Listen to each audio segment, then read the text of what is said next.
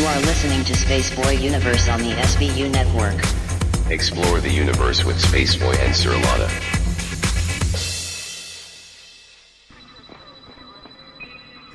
Minutes, 21 seconds. 5-second tone followed by a 1-second pause. You are listening to Spaceboy Universe. Okay, gang, let's go.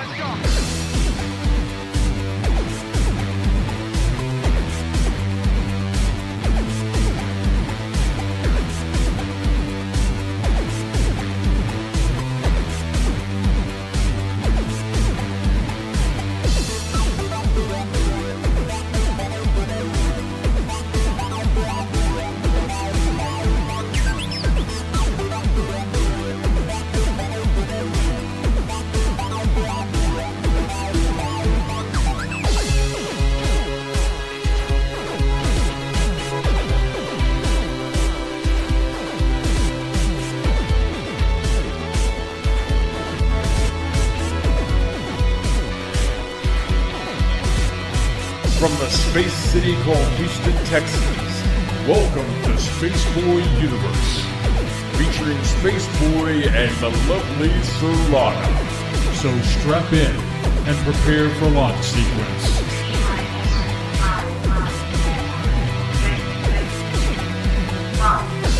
Greetings and salutations. I'm Spaceboy. I'm Surlana. And this is Spaceboy Universe. It is September 23rd, 2017, and tonight we're on show number 153.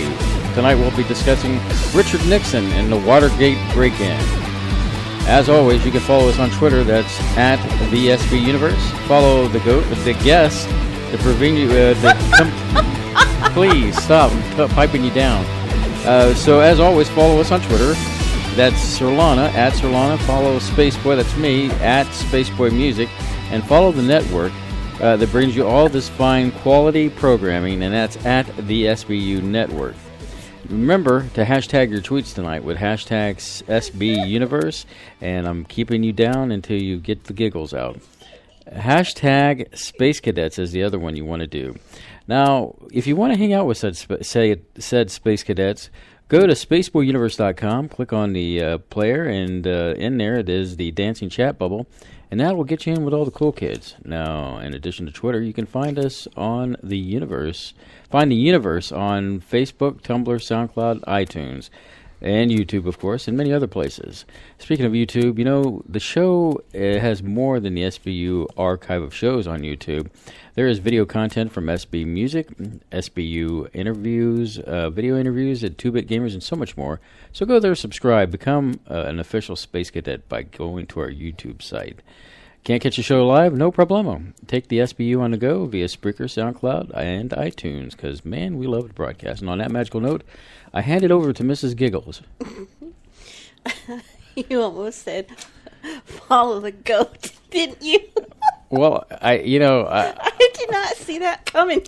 For some reason, it wasn't the goat, but that is pretty funny. I was actually thinking, follow the ghost. Follow the goat, follow the goat. Follow the goat. Oh, my gosh. That was awesome. A little goat humor there. So, what's going on, Surlana?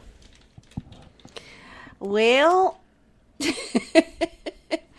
it's just been one of those weeks, you know. True.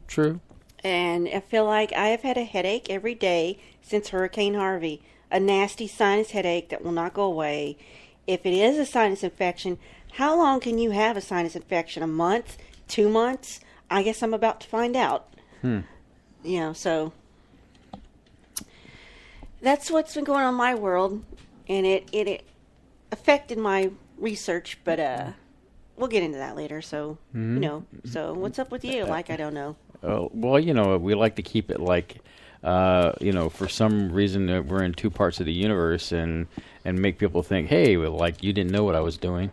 I moved my music stuff back into the, I guess you could call it the this room, this network, our studio. I needed to have quick access to the computer I used to create music and stuff, and it just made sense to put it all in here. I can't believe you got it in here. Well, I measured it, and I had thought about buying another desk, and I thought, well, I got a perfectly good desk in there. And I wouldn't call it perfectly good. I'd call it perfectly heavy. Yeah, well, it is heavy. It weighs a ton. My back was... It's an old metal teacher's desk. Kind of pushed me out of whack in my back. But I got it in here, and I got to do You some... got to put the whack in your back. I got to do some cleaning, and but I'm sure we'll get it all righteous in here. And I haven't. I guess you could, if you're tuning in and you're watching the Twitterverse for SBU.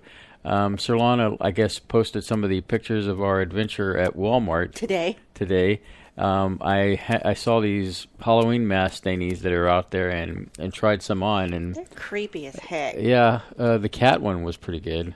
The two cat ones. Yeah, the two cat ones. And but yeah, if you get a chance, check those out. They're up there on the Twitter wall. And let's see. To be honest, Princess likes the show. I'd hope the cat likes it and comes back week after week and brings you with us, Michelle. And yes, you are a great space cadet. So there you go. And but that's pretty much what I'm thinking of off the top of my head. We didn't quite prepare for banter tonight. Yeah, I was too busy cramming more research because, boy, there's a lot on this topic, and I'm sure I've missed some things. Hey, it's like this. I know that one thing comes to mind is that I don't know if any of the space cadets have been watching the new show, The Orville, with Seth MacFarlane, but yeah, apparently Surlana just refuses to watch it because I don't like him. I just don't like him. MacFarlane is in it. I like him. It's really great because here we've had this contentiousness with Paramount and all that stuff, and finally it has a show. Apparently the critics don't like it, but it's a big hit because I guess it's drawing like trekkers that have been hungry for disaffected, something. Yeah, disinfected. Disaffected. Okay, I was just making sure you didn't say disinfected. No, I don't have your issue. I wouldn't put it past that Paramount and CBS want to disinfect themselves from their what fan base they have left, and I think I don't know when the new Star Trek Discovery starts. I don't care. I'm not going to watch it either. Holy crap! For someone who loves Trek, you just they burned. I don't care for this, and I don't care for that. They burned the last bridge with me. Well, I mean, okay. Anyway, audience, if you're listening, this is for you. I have enjoyed the Orville. It's been fun. Some of the complaints have been that the comedy in it is a little flat, but it's not trying to push comedy. It's trying to be somewhat quasi-serious in a way, like Trek, but to have it more lighthearted in moments when you do get some comedy, and which was kind of funny in this last episode Thursday, where Seth and a couple of the other officers from the bridge went to go do a holograph thing in the holodeck kind of thing, and it was a kind of a Western, and what was funny was instead of a shootout, they were going to have a dance-off, and Seth was like, what? Who programmed this thing? But anyway, if you get a chance, check it out. It's worth your time. It's a good ride, and plus it'll satisfy a certain void that Paramount and CBS seem to be pulling teeth from you. But now, on the other end, I've heard that, because they've kept it hush-hush, that there might be some secret twist that explains all the things that we've seen on the previews for the show. And so, now, once again, I've said my piece on I'm not paying more money for another subscription service that doesn't live up to the expectations of something like a Netflix or something like that. They really should have just let Netflix take care of this program, and they could have made money off the back end off the Star Trek thing. But anyway, that's my 2 cents, and I'm sticking with it. Anything else happening that you've come across, Surlana? Well, I know I'm babbling about Trek. I don't like to get too personal because, who cares, but, about our personal stuff. But if you want to know why I've got an attitude, why I'm so freaking on edge, I am hungry. And I have no more points left for the day to eat anymore, which means I'm on Weight Watchers. And I could go outside and find, I don't know, if there was a grizzly bear out there, I would take it down with my hands and eat it raw right now. I'm just angry. I'm hungry and I'm angry. So that's what's going on. Well, I would say that explains partly the thing about Star Trek and all that stuff. But No, I'm still not watching Star Trek. If you put a 5-course meal in front of me right now, I'm still not watching Star Trek or the Orville. So there you go. Well, Not happening. I guess the universe is a little sad tonight. I don't think the universe cares what I do. Well, I know that you like to play poker before the game or before the show starts. Why are you always in my business before the show starts? Well, I'm not in your business. I was trying to get the Twitter wall up, and I had to step away before the show started. Well, the computer is slow. Okay. When you do go to my ding dong, whatever.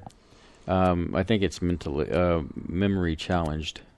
Yeah. And it needs a memory. These are not the fastest machines. Yeah. Well, I mean, our machines that we're using for the main production for the show are okay, but that computer that we're using for the wall, Teeny. it was actually used for broadcasting the show. It was strictly used for logging on to Spreaker and doing our show. So, well, I think that the Houston area is making a speedy recovery. And, I mean, they've repaired the section of what was close by us, the beltway that had been underwater for like 5 weeks. Olympic pools. Yes, and we drove right through it, and I didn't see any signs that it ever happened. It was very strange. It's like it never happened. They did I don't know if they did such a great job or they just made it look as dirty as the rest of it was already dirty before the storm, so... Or maybe they just recycled parts. But I know they laid new concrete down in that area, so... But you can't tell anything happened. It was pretty interesting, because I know the retaining wall bowed out. There was a sinkhole on the surface street next to it. I don't know how many gallons of water it was holding, and they had to pump it out. Well, it was quite a few, I'll say that. Yeah, it was an impressive thing to see. And I guess that water would have just stayed there if they hadn't, forcibly removed it. But well, yeah, the only now thing that we're suffering is that apparently the west side of Houston is still suffering. There's still something going on traffic-wise. I'd heard that past Eldridge in 99 is still... That's way west. Yeah, closed off, and that's why 10 is still backed up. Well, downtown where I work, which is right at Buffalo Bayou where it goes downtown, it looks as if somebody deliberately decorated all the trees down there with plastic sheeting and plastic shopping bags, because all the water came up, it was carrying all that garbage, and then when the water went down, it all just stayed in the trees. Oh, I see. That are in the bayou and on the banks. It just looks like it's decorated with garbage. Nobody's bothered to, it's try to clean it up. It's beginning to look a lot like Walmart. Trash bags. Little joke there. Anyway, so, people are still hurting in that aspect. I know that today was a nice day because I got to spend it with our aunt and Uncle Joe, and we met up with my sister and her family. We haven't seen them in a while. So we had some breakfast with them, and that was great. And I just forgot where I was going with this, other than it was nice to see family, I guess. Well, there's a part 2 to that, but I don't think you can talk about it yet. But I can say at some point that my niece is very talented, and she's on YouTube and has her own YouTube channel, and quite the musician and quite the singer, and writes her own music. And at some point, we're going to do an interview with her and bring her on the SBU, and let her get to know the Space Cadets, and the Space Cadets get to know her. And she's got a few things coming down the pipe that we can't talk about. But when they do break and things go well, we will be on the front line on that to show and tell, so to speak. So, that's going to be good. Now, I do want to point out that we do have a few things we're working on in the back end that is going to expand the universe, so to speak. And although as much as I'd love to tell you what they are, I can't right now because we're still working out the fine details. But when it happens, just a way to get us a little bit more out there. But, a little bit more visibility, and it's all good. And and that goes not only for talk to some people. SBU and then SB Music is being expanded out there in the universe as well. So as the time comes and we nail these things down, there will be something more official to tell you about those things. But just know that the universe is expanding, and it's a good thing. So more visibility on the SBU means more programming for the foreseeable future. And what else was I going to say on that subject matter? I got to meet my sister, and it's been a while. That was great. And I got to meet my other niece. I hadn't really seen her since she was a baby, and it was great to see her. Kids grow up so quickly. It's amazing, and that's all I can think of at this moment, Surlana. Isn't there something over there? Sure, I can just dredge up some things here real quick. Love them or hate them, Amazon is ever expanding. So I did not know there was this thing called Amazon restaurants. We've got Prime, we've got 1 to 2 hour delivery from their website. Now it's saying Amazon may soon be able to deliver Shake Shack to your house. I'm not familiar with that, but they've partnered with OLO. Mm-hmm. It's an online restaurant ordering platform with customers including Shake Shack, Chipotle, Five Guys, and Wingstop, all of those that I don't eat. And even if I did, I'd have to stop anyway. But just to be clear, none of them have taken up Amazon's offer yet. Now, we have this here, Buca di Beppo. It's an Italian restaurant, and they've got lots of them. So they've signed on. So I'm guessing this is a food delivery, food order to your house thing. Mm-hmm.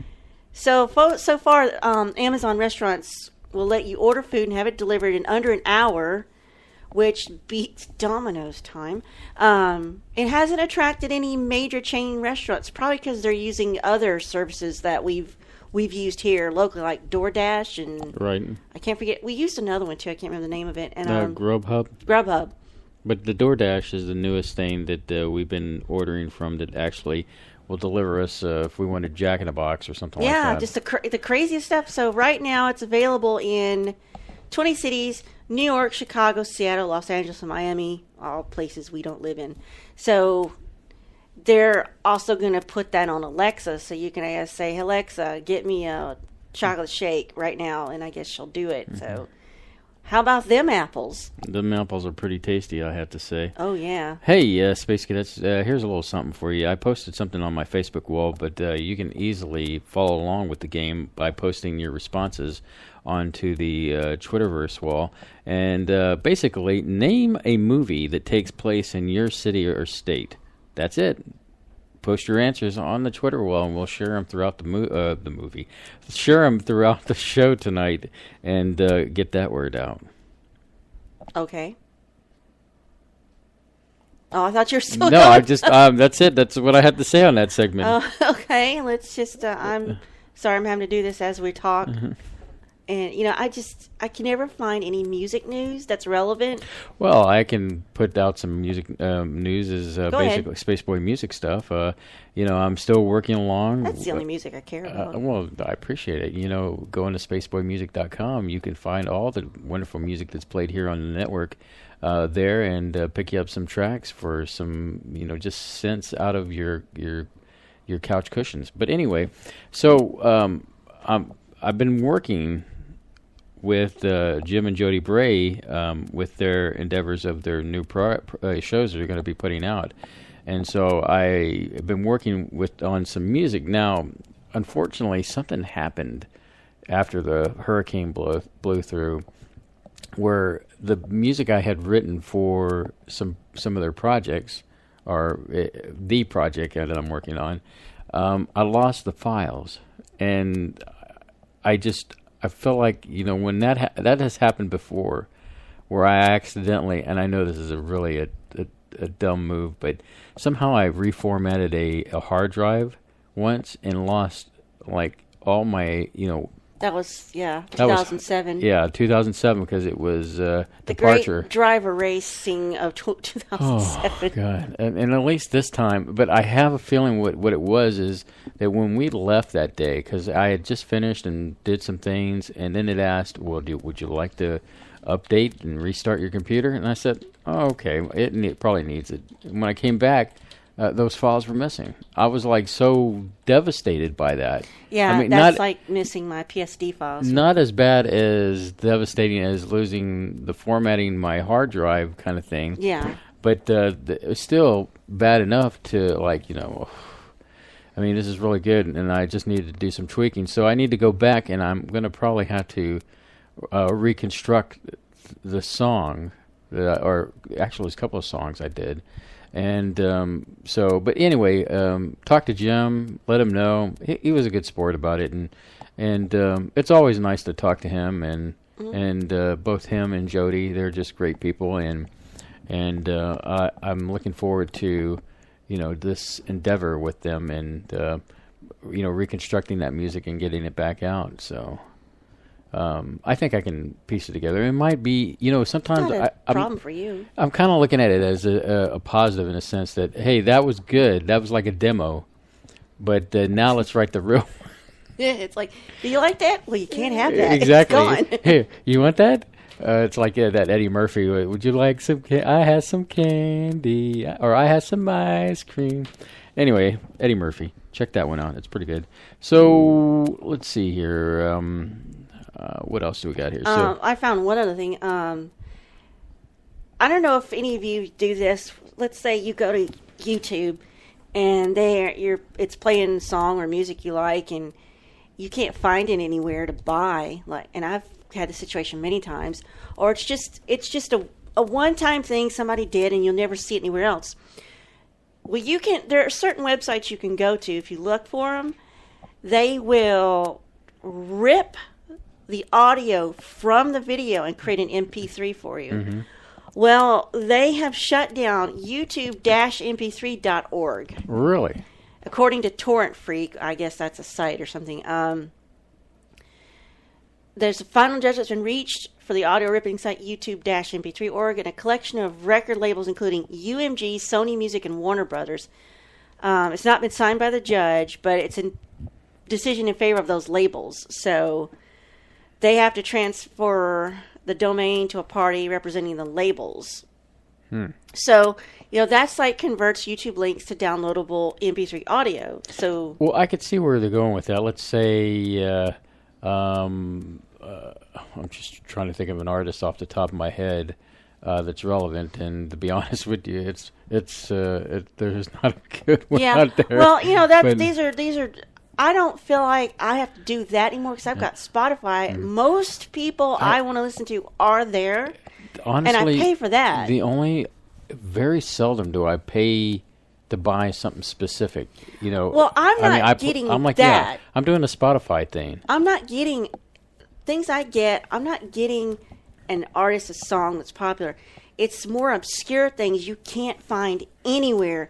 No Spotify, no SoundCloud, and it's not. It's like somebody doing a piano cover of something. Well, it's like this. I'm a big Pet Shop Boys fan, mm-hmm. So they are big into releasing singles, of their songs, and then they have like these extra tracks and extra bonuses that you can't get, otherwise through sound.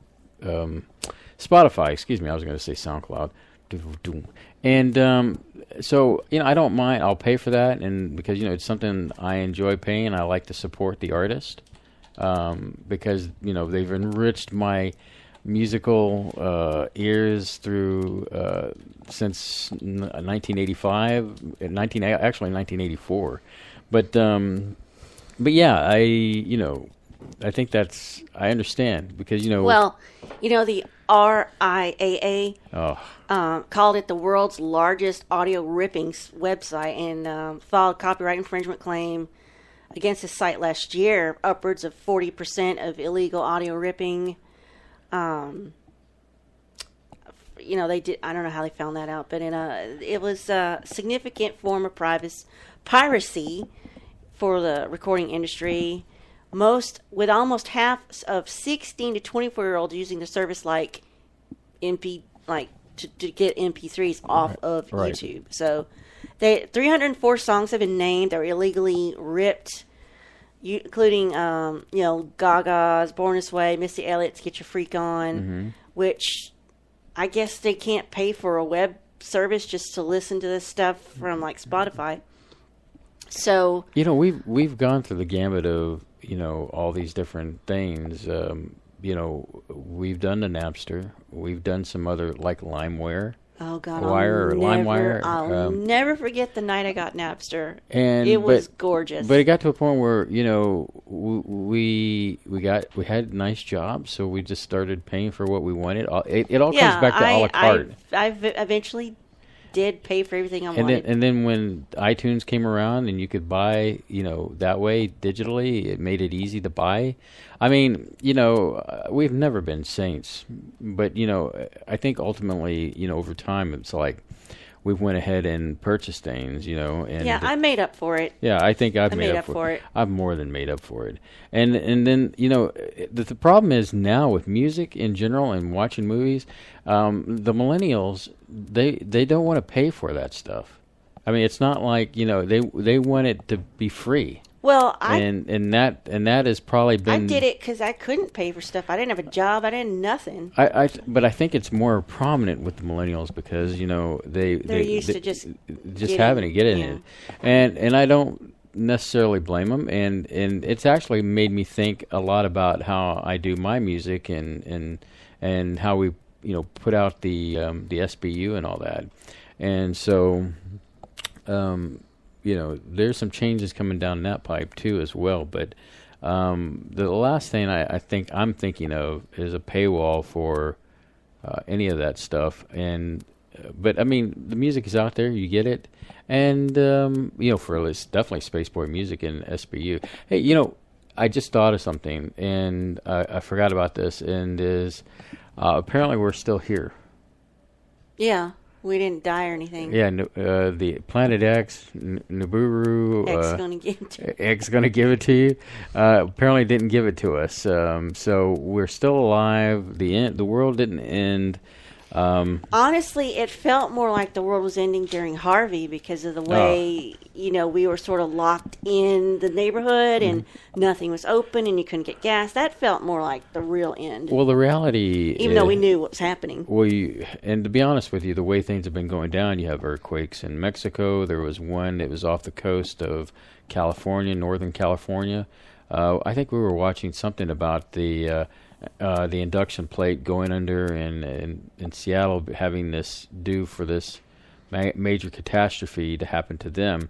You've got the Florida thing that's been going on. Puerto Rico, pretty much obliterated with one of the hurricanes. I mean, let's face it, the world has been hit pretty hard recently, and it's easy to believe that the big one was coming. So. Fortunately, it hasn't happened. It's still on the way. It's just a matter of time. But the upside is we're still here, and we'll continue. I would just like to know when it's coming, because if it's coming, so I can get to the store, and if it's coming, at the end, I'm going to just fill up on M&Ms. I don't, because who cares at that point? We all know who's talking there. Mm. So, anything else you want to add, Surlana, before No, it's time. Oh, it is time? All right, ladies and gentlemen, we're going to take a quick musical break, and when we come back, Surlana and myself are going to be talking about Richard Nixon and the Watergate break-in, so don't touch that dial.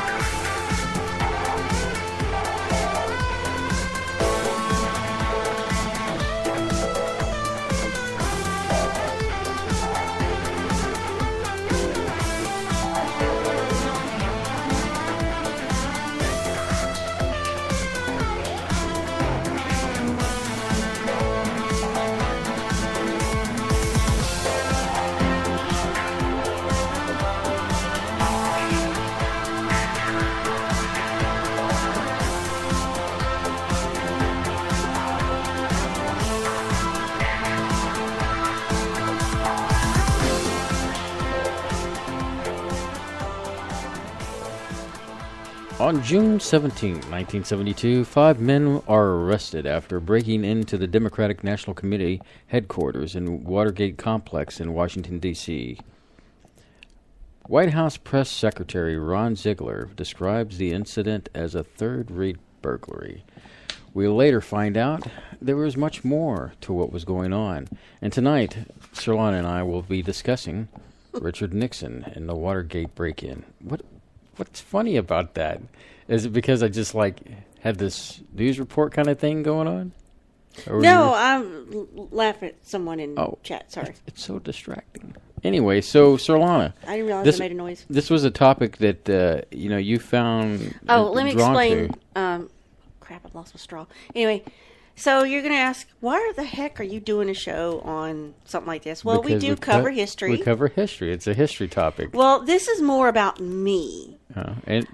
And so this mostly went down in 1972. Well, I was born in 1972, so I get through elementary school, high school, and college, graduated from college, and I never had any history course that went past World War II. And, let me respond to that. Sure, go ahead. Is that I feel the same way with you, is that, with history, they seem to go back to the founding fathers of the United States and then make their way. They emphasize the Civil War, and they get to almost the turn of the century, and then it's like, okay, that's it. You get to go on, whatever. And I always found it disappointing. But for me, I always went and read the 20th century as far as history is concerned. I've always expressed my interest in the turn of the century because when you have the late 1900s or the late 1800s going into the 1900s, we've talked about the captains of industry, which is a fascinating time because the United States it's all connected, isn't it? goes into this industrial age, and it's really quite fascinating. You have, whether, the wars that happened during the 20th century that molded and shaped our United States and turned it into what it is. And this whole thing is around the Vietnam War. I need to go back and educate myself on that. Right. And the Korean War, MASH. Don't know what that was about. I need to go back. I feel like I need to backtrack and educate myself on this stuff because I didn't get it in the formal education, which is odd, isn't it? And I think it's a shame because in high school, the 20th century history is... I can tell you about the caveman paintings. Is interesting time period. Now, the wonderful thing about me going to college recently is they actually break history. They bring it up history from the founding of the United States to just before, I guess, the rebuilding of the nation after the Civil War, and then the second part is it starts to come in where you get the captains of industry, and then it kind of goes into to modern times. But that second half doesn't seem like they covered that in I said it always stops after World War II, and maybe they'll talk about the Cold War, and it's just you're done. Right. And that's when it really starts to get interesting. Yeah, the whole 20th century is very everything was out in the open with the war, and then everything kind of goes behind closed doors where the real dirt is going on. So it's a history night, and I'm all for the one thing. Let me ask you this, Surlana, is that through the course of the show, you've learned a lot of different things you didn't know because of this show, and can't take it away from you now. And in that angle, it's been exciting to let you research this stuff and get a fresh perspective on things that I've heard this or I've read that, whether it be fringe or gaming or whatever. You always seem to bring something fresh to the table, which makes. I probably won't bring anything fresh tonight, other than just my own personal insights that I talked to you about. So I said, this is what I knew. This is the little bit of info I knew prior to researching. I knew Nixon was president. I knew he was involved in something scandalous, and he resigned over it. But I didn't know any of the details or why it happened or what the implications were. I know. So you can look at this sort of like a book report without the book. So in chat, on social media, you tell me what I missed, what I got right, what I got wrong. Feel free. So, You can look at this like a complete moron's guide to a historical event for people under 45 years old. Mm-hmm.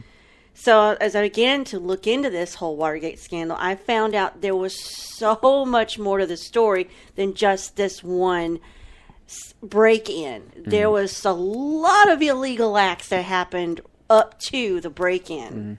And real quick, let me just state the following. A person's character can define their present and their future lives.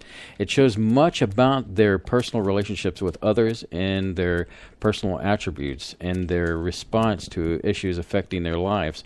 Leadership qualities and achievement progresses are evident in world leaders that emerge from their childhood lives.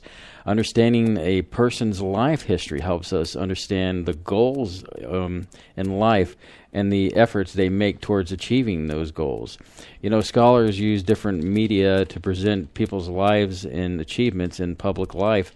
So it's important to take that into understanding that, although we're covering, this Watergate break-in, Richard Nixon was quite an interesting person and in a complicated person, and much more that goes on. So when you start to listen to, I guess, what Surlana has covered, with her research, keep in mind that there's so much more to Nixon than the tip of the iceberg here, and we'll go into that further tonight. So, Surlana, you want to take lead? Oh, I'm sorry, I got caught up in chat. That's okay. I see Uncle Joe there.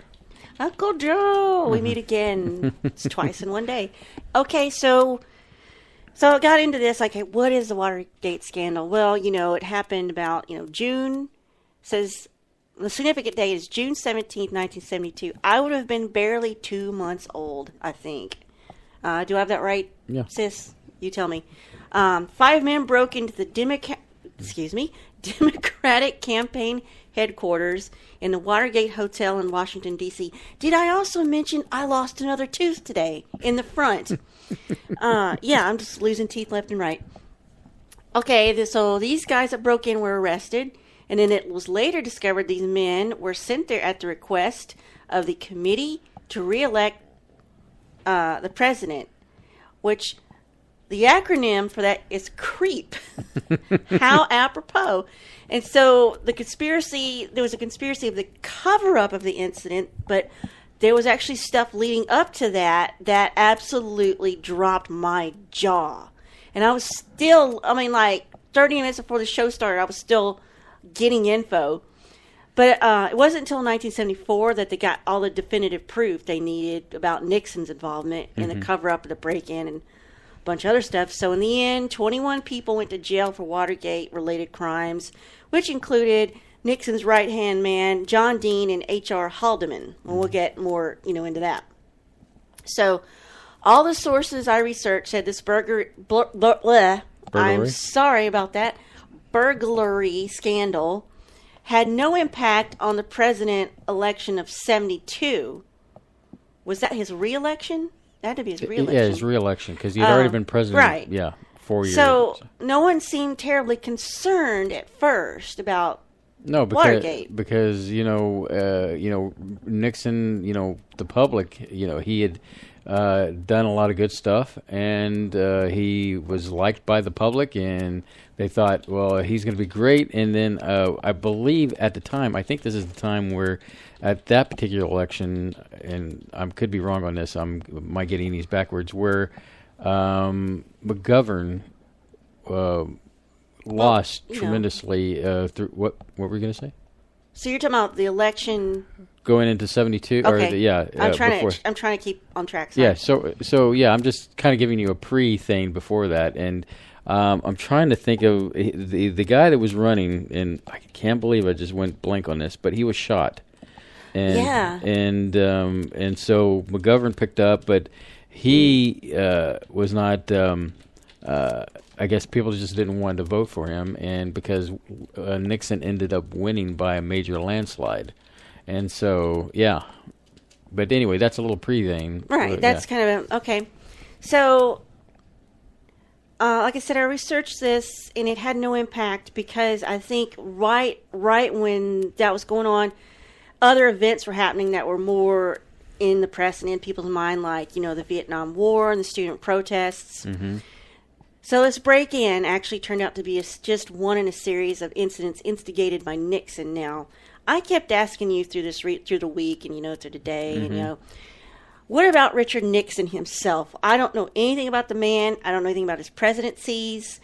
I didn't get too deep into him as a person. I was sort of learning about him through his deeds. Mm-hmm. So, was he the kind of man who got others to do his dirty work? Was he a crook? Or was it the pressures of being the president that pushed him to do it? Did he really have the country's best interest, or was he to serve himself? Now, one documentary I saw said, this from one of the people involved in this said that he was both Jekyll and Hyde. Nixon was an outsider, but he won 49 out of 50 states when he first got elected. Now, what other president has done that? And how did he do it? I don't even think Reagan came close to that, and even though Reagan did exceptionally well in his, path to the presidency. So yeah, Richard Nixon, I think was the only one that's ever done that. Actually called my dad to see if he remembered anything about this time, but he said he's more preoccupied with personal family matters, and he told me about something about we were in Mississippi at the time, and I was a baby. I was literally just born. So, and I kind of got confused. Maybe my sister can clear this up. Something about he made it sound like I was sick and I had to be put in an iron lung and poked with holes, but I don't think that was what. I don't think I got that right. So anyway, he didn't talk about Nixon at all. So what I was looking at when this all went down, Nixon had sat in an executive office, not the Oval Office, because he didn't like to hang out there. So he sat down and made a list of why he should resign. But he's like, I've always been a fighter, so I'm going to try to fight this. So they talked about his early life a little bit, how it shaped him as a person. His father was a small-town grocer, but he was very violent with his family. His mom was a devoted Quaker, but didn't care much for Richard. She was very cold to him, and she spent all the time on his sickly siblings who died of tuberculosis. So Nixon grew up insecure and withdrawn, and he bottled up his emotions. So it's the case of Daddy was mean and Mommy didn't hug him. Well, and on the flip side of that is that, as a student, he was a straight A student. Yeah, he was very committed. He was very good. He was a model student and athlete. Mm-hmm. So he was sharp as a tack when it came to school, and so he was just really good at school. Sorry, I get distracted by chat. So, like I said, he didn't.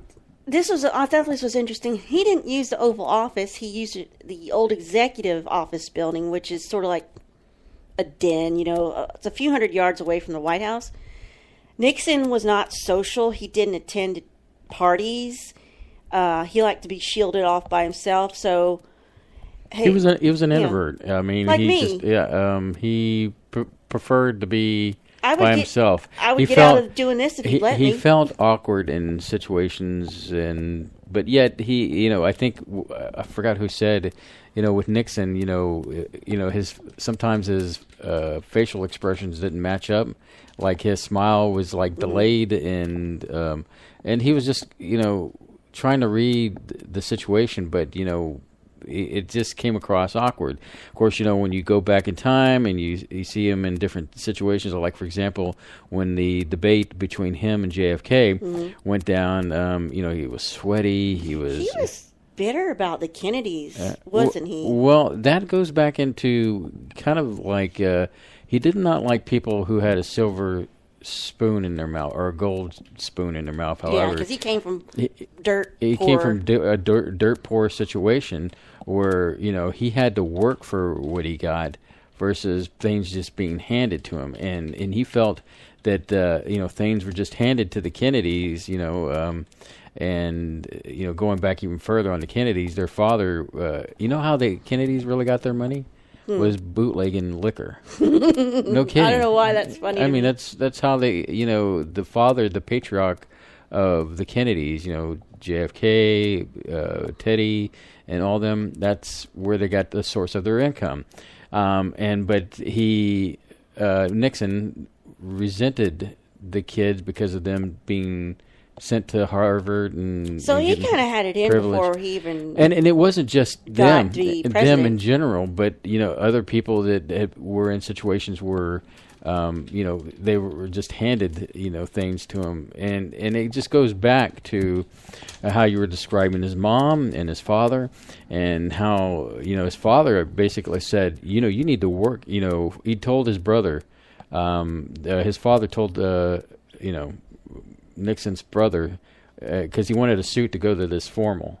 Mm-hmm. And he said, well, I'm not going to give you the money. You got to earn the money. And so that was the kind of father he was, that they were very hard. It was a very hard time for them. But, ultimately, that's where his mindset was coming mm-hmm. from. So he felt maybe, I hate to say that he was insecure about people like that, mm-hmm. because... So he might have just been paranoid person who just happened to get in to be president, but trust issues. Yeah, so it said that he wanted to rule the world on paper, secluded from the media and the bureaucrats and the public, which is odd. So you want to go into this highly public, people-oriented, public servant job being a total introvert. That's like me trying to run for president. He relied on two men, his right-hand man, his domestic advisor, and chief of staff to get things done, and I'll mention their names later. Even Henry Kissinger said Nixon did not enjoy people and wondered why he went into politics, because he said Nixon was withdrawn and tormented. Mm-hmm. And Nixon himself meant he was an introvert in an extrovert profession, which is, again, a little baffling. Why do you want to try to make a difference when you can't come out of an office, And I think what it was more like he drew off. It was like the people were his drug, in a sense, that he enjoyed, being that leader, that head of state, and having the people's approval. I mean, I think there was always, and this once again kind of goes back to wanting his mother's approval and her pushing him away, and it was just her deal. I mean, parents can screw you over, can't they? Yeah, it just so you get the wrong ones. It was just that wanting to be loved and appreciated, and it's like an insatiable need that he just could not get filled. And I guess coming from a family where I was the spoiled one, I can't really relate. Well, so when Nixon got into the White House, he wanted to put an end to the Cold War and reshape politics, mm-hmm. which is why he kept making these pushes to go to China. Mm-hmm. Because, and I need to go back and research Cuban Missile Crisis. I got a lot of bucket list research going on. And the thing is that you might want to open up a history book as to Nixon's early years, because it's important to bring out that Nixon, when he was actually Eisenhower's vice president. And yes, that I do recall. And he actually kind of got the spotlight because of the McCarthy hearings. Mm-hmm. And he was up there, not as big as McCarthy himself, but promoting anti-communist, the Big Red Scare during the 50s. Yeah, I remember. And so everybody's worried about, you're a pinko and all that kind of stuff. Right. So after World War II, everybody was paranoid about that. Exactly. Well, it says that the state we were in when he came in was the Cuban Missile Crisis left us on the brink of Armageddon, and here we are again. But Nixon said he had a plan for this. He felt it was essential to reform ties with communist China, because I guess they were the biggest communist populated nation. Right. And he believed it was vital. He didn't want to leave China outside the family of nations, which I don't know if China gave a flip about that or not. Nixon said the world cannot be safe until China changes. I wonder what Nixon would say about North Korea right now if Nixon was alive today. Be kind of interesting. But they said this was a big deal, him going to China, wanting relations with China. They likened it, in this documentary, they likened it to a current president wanting to have direct talks with Al-Qaeda. That's what it was like. Mm-hmm. Would you concur, or? The talks, again... being significant?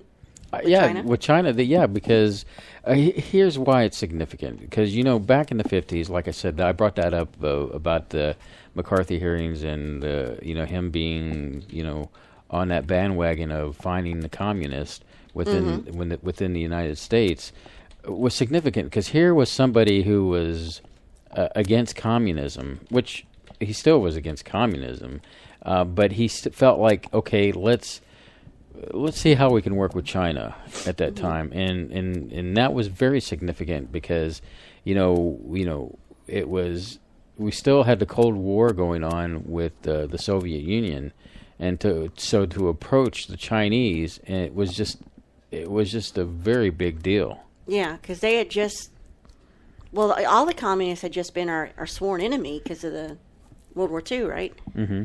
Okay, so his presidency, I know next to nothing about it because, I was a baby. So in 1970, which I didn't exist yet, his campaign was to end the Vietnam War. But instead, what he did was he escalated it, I guess, through his presidency. So here's where I think it starts to kick off. There were thousands of anti-war protesters in front of the White House. So they were getting antsy about that. So they barricaded the White House with buses like circle the wagons. In the Old West, you put all your important stuff in the middle of where the wagons are. Nixon called a press meeting to say he agreed with the protesters. Now, I was watching you watch the Oliver Stone movie where Anthony Hopkins was playing Nixon. Mm-hmm. And they showed this in that movie. Nixon actually went outside to mingle with the protesters. That must have given his security a heart attack. And he tried to have conversations with him.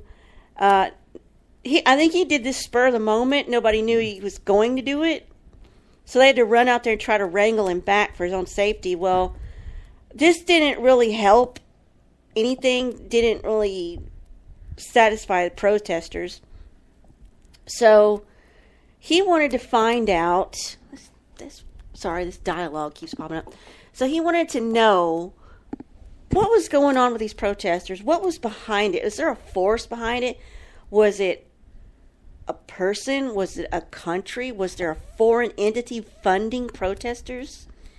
So he decided to get together his intelligence chiefs to find this out. The FBI, the CIA, the DIA, some of the alphabet soups, which we've learned about. Just fantastic people. Nixon was sort of fed up with their bickering because I guess FBI and CIA, go back and forth for supremacy maybe. And Nixon wanted more information. He wanted it now because, he's like, what if there is a foreign element behind protesters? He wanted to use this circumstance to wage a domestic war against anti-war, which is just kind of odd. So this must have been the beginning of some of his more underhanded acts, let's say. He issued a secret order to tap phones, open mail, and basically spy on all American citizens in order to get this info on protesters. So, as we have learned in this show, that is illegal. It's a violation of our constitutional rights. And I saw a clip of Nixon saying this. Nixon said, if a president does this, it's not illegal. If the threat is to internal peace and order, like if the president says it's okay, then, he's not violating the law. So it gave the new powers like the CIA and FBI new powers to spy on Americans at home. That was unprecedented. Yes, I'm aware of the time, dear. Aren't you impressed that I'm paying attention to time? That's great, but you still have a couple minutes. I have 9:58. I know, but that's... Anyway, so FBI Director Thank you. J. Edgar Hoover character himself, was he the one who dressed in women's underwear? And J. Edgar Hoover, yes. Okay, that's fascinating. He was, yeah. So he didn't like this idea of the divine right, like a king that Nixon had going on. So he wasn't. I think Hoover was not on board with doing anything like that, this underhanded stuff. So Nixon decided to do his own dirty work by having other people do his dirty work. His chief domestic advisor, John Ehrlichman, he sent Ehrlichman to New York. So they used this cop to do these odd jobs outside of, wasn't he government a things. detective, wasn't he? He might have been, but he was on the police force. Tony, let me get this right, Tony Ulasewicz. Tony was told they would deny anything to do with him if he got caught, but the first thing they had Tony do was go dig up anything on the Chappaquiddick incident that ruined Ted Kennedy's presidential chances. And there, let's take a break, ladies and gentlemen. You're listening to Spaceboy Universe. I'm Spaceboy, she's Surlana, and we'll be right back after this.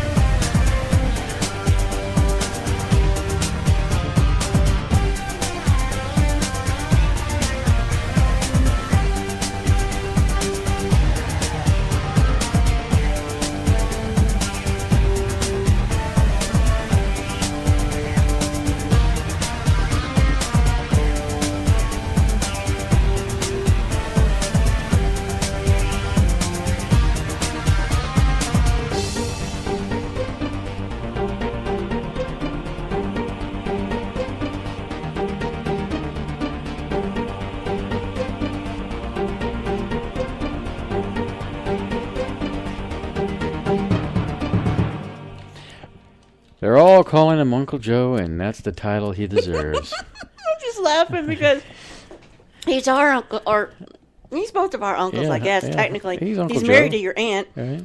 but they're all calling him Uncle Joe. It's great. It's funny. I mean, I don't know why that's funny to me. Although it looks like the third senator from the congressional caucus is Joe, and you could see his picture, and Yeah. it's like It's like Joseph G., handsome man. Mr. Business there.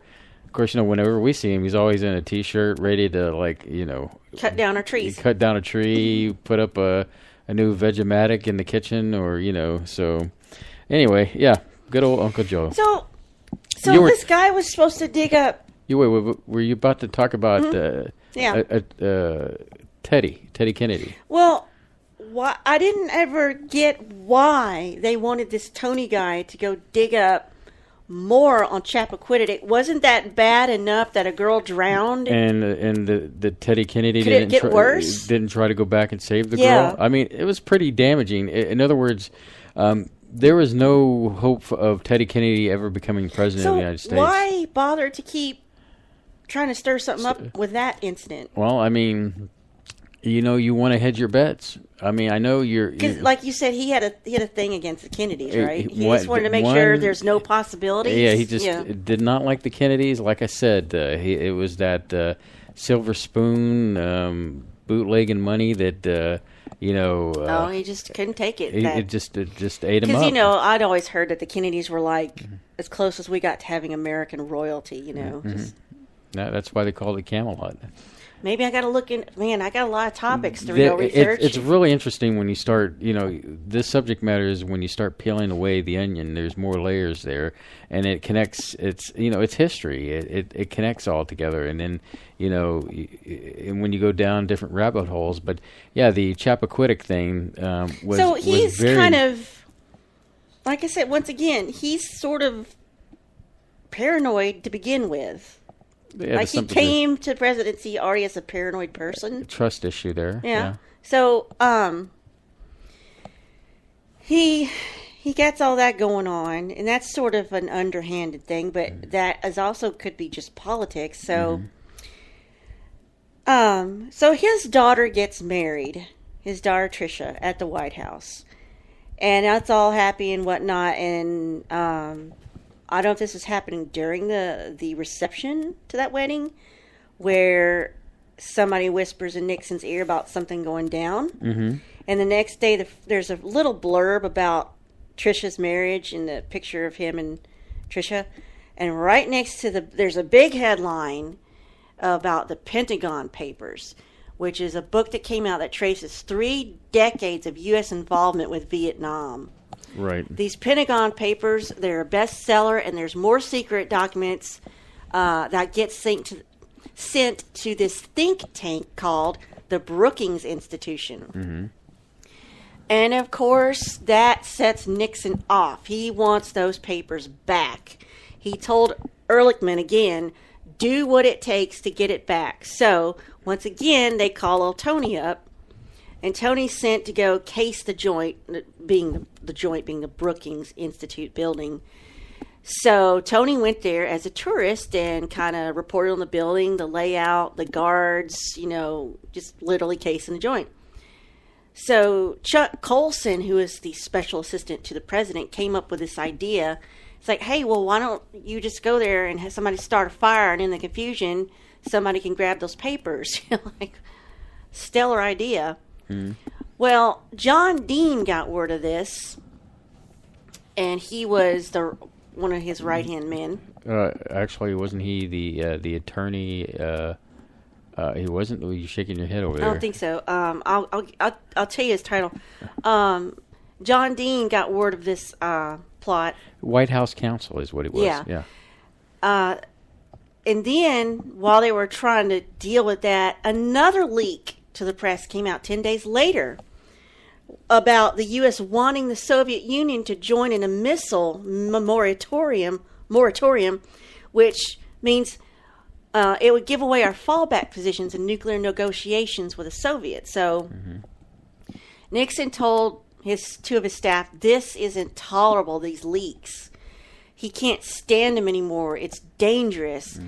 So Nixon says, I want lie detectors given to, these 100 people. And then I want another 400 to 500 people in the Senate to be tapped. And because he thought the lie detectors would scare the hell out of people. And he was recording all these orders on his own personal hidden taping system that's going to get him into trouble. So the FBI never identified any of the leaks that were going on. So he's like, he's had enough. So somebody suggested, why don't we just set up our own little private investigation team? And they said, what, outside of the FBI, the CIA, the law? And they're like, well, President so-and-so did that, and President so-and-so. And so Nixon set up his own unit of guys called the Plumbers to fix the leaks. And then, like I said in previous conversations off the air, that here was a man who was surrounded by people he didn't know where the leaks were coming from. Mm-hmm. So that just fed into his paranoia. That's what I was telling you. Yeah, and so, it's kind of, history repeating kind of stuff. Mm-hmm. And I want to draw from a historical perspective parallels how you see some of that's going on with current President Trump. Leaks coming out of his office and trying to find those leaks, plugging leaks, making people quit their jobs, and so there's a lot of similarities that we're seeing that are kind of mirroring that of that time period. Well, the actual Watergate thing seems to pale in comparison with some of the other elaborate, insane schemes that were going on. So here's one I did not know about at all. So the guy who put the Pentagon Papers out, Michael Ellsberg, or is it Daniel Ellsberg? Maybe Daniel Ellsberg. I think it's Daniel. So Nixon wanted Daniel Ellsberg covertly investigated because he leaked the Pentagon Papers to the New York Times. Right. I swear, this dialogue box. So they sent Gordon Liddy and Howard Hunt, and I'm like, so that's where that guy comes from, Gordon Liddy. I just heard him on. He had some talk show or something, didn't he? Yeah. So he did some commercials. Yeah, where's this guy coming from? So they got Gordon Liddy and the guy called Howard Hunt hired as special contractors, quote, as the partnership to go together to do this dirty work, as Nixon would later regret. Regret. I'm telling you, having 2 missing teeth makes you sound like a toothless hillbilly. I texted my dentist today, too. So, Hunt and Liddy set up somewhere in the White House, and they put together this elaborate scheme. This just... it's so over the top. It sounds like some kind of farce or play. So what they were going to do is they were going to go to Los Angeles to Ellsberg's psychiatrist office, break in, try to find some kind of damning information on Ellsberg, like he's crazy or he has these weird propensities or, because they had already kind of heard some things about him. Right. So Liddy and Hunt, Liddy especially, had these elaborate disguises and wigs and crazy glasses. They altered their walks and the way of talking. And I'm like, was that necessary to break in at night? In the dark? So they got there and they only got approval for this scheme from Ehrlichman. Ehrlich said, I approve this under the condition that you go there and this is a clean and there's no evidence that you were there, that there was a break-in. You get in, you get out, you find it or you don't. Well, they were sloppy. They tore the place up like an actual burglary looking for valuables. So it leaked all the way back. So this was the first break-in. This was before the Watergate. So this was the first illegal break-in. They were, so the Plumbers had the full support of the executive branch, and it was the first illegal operation on behalf of the president. And what they did is they wrenched the bars off the windows. You know, it had those old school iron bars like you still see around on windows. Right. They had the equipment with them because they had everything in them, you know, at their disposal. And they were just sloppy. And they didn't find anything on Ellsberg they could use. Nothing. So they trashed the office. It was traceable. Yet no one got fired for this sloppy work. Probably because they didn't get caught at that time. So Liddy actually got promoted. This is one of the president's darkest secrets heading into his second campaign. Now, here we get two names you'll probably know very well. Washington Post reporters Bob Woodward and Carl Bernstein. And their story, let me just Go interject ahead. since this... If you've got more on them, please tell. No, I was just going to interject and say, you know, if you've wanted to see more about their story, a movie was made with them, about them, starring... I was going to say Dennis Hoffman. Robert Redford and Is this A Few Good Men? Dustin Hoffman. No, this is All the President's Men? yes, about them probably will bringing watch the that. story. It's a pretty good story, you know, and I was so crunched for time this week. I would have done all that. and that's why I was watching just different things, like you were watching certain things, and I was watching other things, and it was a while since I had seen, like, for example, Nixon with Sir Anthony Hopkins. Very good movie. I know a lot of people are not crazy about Oliver Stone's movies, but I thought it was very interesting. Artsy-fartsy. And but you know, like you, I took to different things to read. But anyway, the reporters from was the Washington Post. That was actually, they post stories, I guess, going into October 10th of 72. And that's when they were starting off, and where that the FBI believes the aides to the President Nixon are responsible for the Watergate break-in. So that's... Yeah, so can you elaborate? How did Woodward and Bernstein, who gave them this info? Well, at the time, it was, they didn't know who the person presented himself as a code name, and they took on the code name of Deep Throat, which, yes. Did they have any idea? It sounded like a porn name. Actually, I think, wasn't it Tracy Lords, or... How would you even know that? Well, it's history, babe. I mean, that's how I know about it, you know, and, you know, so, you know, that's where, you know, I'm just going to leave it at that. Okay. Boobs. Anyway, so... What? What? So they got that information, however they got it, through what you call it there. secret, you know, that's when you see all these movies where, you know, you have the reporters or somebody, and then off in the distance inside a garage, and it's dark and you can't see them, and they're passing information, you know, so usually that is what it kind of pays homage to that issue with the reporters. And well, they published many articles that tied the burglaries to the president's top staff, like you said. Now, other media at the time said that the White House paid hush money to keep the perpetrators from talking, and Nixon's administration was involved in the cover-up of it all, which is true. Further investigation showed that the aides to the president were bugging Democrat offices and spreading lies about the opponents. So, Nixon goes to Beijing, and that's a big deal. That's unprecedented, you know, as far as foreign relations in this country.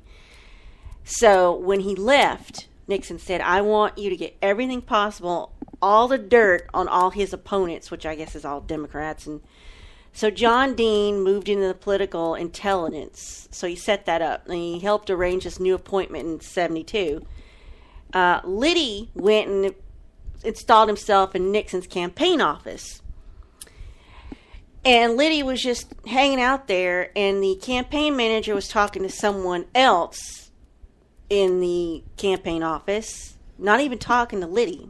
And he overheard some offhand remark about, it's too bad that we can't just get rid of Jack Anderson. Some off-the-cuff flippant remark like that. I just want to backtrack for a Sure, go second ahead. because we didn't really disclose who Deep Throat was. Oh, yeah, I forgot. And that was basically the FBI Associate Director, Mark Felt, was Deep Throat.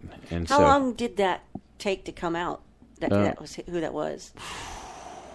I am not sure. Was it years or was it shortly after? I believe it could have been very shortly after because I think they suspected that it was him, but it wasn't too long after that, after everything, the lid had been blown and everything, that it came through fruition to see who that person was. Okay, I just want to remind the chat to, I know this is politics, just try to stay calm. You're welcome to your opinion, but, just, try to... Here, let me throw this in Stay the calm. mix. It's true. It feels like history is repeating itself. And I mean, when I say that, you have some similarities going on with Trump. In fact, there is an issue going on right now where the previous administration, the Obama administration, was wiretapping people about Trump and his people. So you could say there are no winners in this No, there are no situation. winners. There are basically people on both sides of the fence, and it kind of sheds light to where Space Cadets, you need to wake up. Neither side are on your side, and it's important to understand that. Unless you can make them some money, maybe. Anyway, so please continue. So anyway, so Liddy was hanging out in the Nixon re-election campaign headquarters, and he overheard this offhand remark about Jack Anderson. I forget what Jack Anderson is. And Liddy asked John Dean how far was he supposed to go in this operation, because Liddy produced a plan called codename Gemstone, and Liddy was ready to go and off Jack Anderson, like, take him out literally.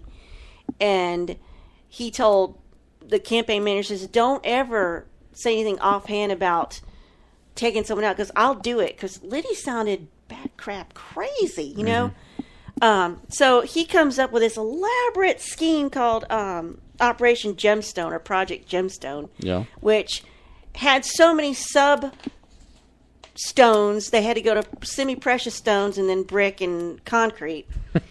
Basically, it was all operations to harass Democrats. Right. So to antagonize them. To keep crap stirred up. The plan was for demonstrators. This is Liddy's plan, by the way. He proposed, I know some big, burly, tough guys. This is literally what the guy said in this documentary. Mm-hmm. And we could get them to kidnap the campaign leaders for the other side, the Democrats, drug them, take them below the Mexico border, and just put them out of commission. I'm like, dang. This is all stuff I didn't know. Right. He was going to use men from organized crime. Liddy sounds like a freaking lunatic. His other plan they had was to go down to Miami and get a houseboat and dress it up to look like a Chinese brothel on the water, and get these high-class prostitutes to seduce high campaign officials from the Democratic side, and lure them into a boat and just sail the boat off into oblivion. Just don't ever come back. Of course, somebody was sensible and shot down these plans, and they told Liddy, just focus on electronic surveillance. So he came up with a plan for that, but it was being discussed in the office of the Attorney General, and John Dean said, maybe let's not discuss these illegal things in the office of the Attorney General. Mm-hmm. So another thing I found out today was when this stuff started leaking out about Watergate, is that the Attorney General, John Mitchell, he was actually Nixon's buddy. They were good friends, and he supported him. But his wife, Margaret Mitchell, had a habit of making what they called indiscreet phone calls to Helen Thomas. Now, Helen Thomas was a White House correspondent. I guess her main job is to report on anything that happens at the White House. So I don't know if Margaret Mitchell just liked to call up Helen and just gossip and chitty chat and be, chatty Cathy. So Helen says, "Oh, Mrs. Mitchell, what do you think about this whole Watergate bugging scandal?" So Mrs. Mitchell started blah, blah, blah, blah, blah about what she thought about it. And while she was talking on the phone, Mrs. Mitchell's security guard overheard this, ran out the room, made a phone call to the campaign, the guy in charge of the re-election campaign, and says, "Mrs. Mitchell is blabbing all this stuff about Watergate." And the guy says, "Well, she doesn't know anything about Watergate." She says, "Yeah, but she's still talking about it." And he says, "Well, go in there and pull the phone plug out of the wall in front of her." And so Helen Thomas said, "I was on the phone with Mrs. Mitchell, and all of a sudden I hear, 'No, no, no, get away from me, get away from me,' and then the phone goes dead." And then they had Mrs. Mitchell sedated heavily and put in isolation away from all communication. So stellar individuals. Mm-hmm. Just, this thing is like a spider web of deceit that never ends. Okay. And can we pause for a second? No, sure. I'd love to pause. I'd like to address our audience. I'd like to have a sip of water. I've seen some concerns inside the chat room, and it's important to I understand. haven't been able to see that. Is that, we're here exploring a topic. We're not supporting or, one way or another, Nixon. Just like we generally don't do political things. We try to keep a historical historical vision of what has happened through history.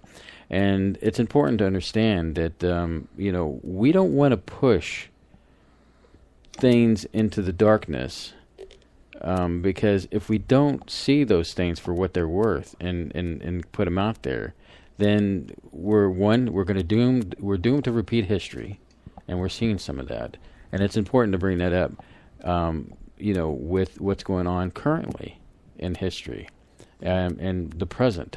And so, and I know you do all love each other in chat. So I know it's very easy to get very passionate about politics, but I got to tell you, Space Cadets, it's not worth it. I mean, there are bad on both sides, but it's what you as the individual takes from this knowledge to make the future better. So just keep that in mind while in the chat room. I strike it very hard to make sure that we have a very good and healthy environment in our chat room. And I have no qualms of kicking somebody out of there. I've done it once before. Just don't want people going and judging someone else. That because I don't know if I don't know what people's political opinions are, and I don't really care. Well, that's not about that. That's because you're hungry. So, but anyway, at the end of the day, it's an interesting topic, and we're trying to and burying history like they're trying to do now with some things. I'm not even going to go there. If you know what I'm talking about in this country, about removing some things and taking some names down. Let's put that when you bury history, you forget it, and you don't learn anything, and you're going to repeat it, and you're not going to learn the lessons you need to learn. And I don't think keeping crap stirred up like that is the best way to go. So no, anyway, let's get back on track on. So this. where were we? So in the last couple minutes we have at this bottom. Let's get up to the actual break-in. Okay, let's do that. So, I kind of have this out of order here. So the break-in is real quick again. Everyone's cool in there. Just like I said, I don't want to be forced. I've only kicked one person off the universe. No one's really gotten out of hand. I just wanted to. This was just a. Yeah, just a.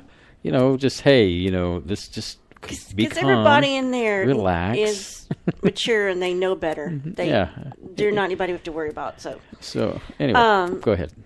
Well, so you see what's going on here. You've got these leaks. You got these leaks. He's right. getting antsy.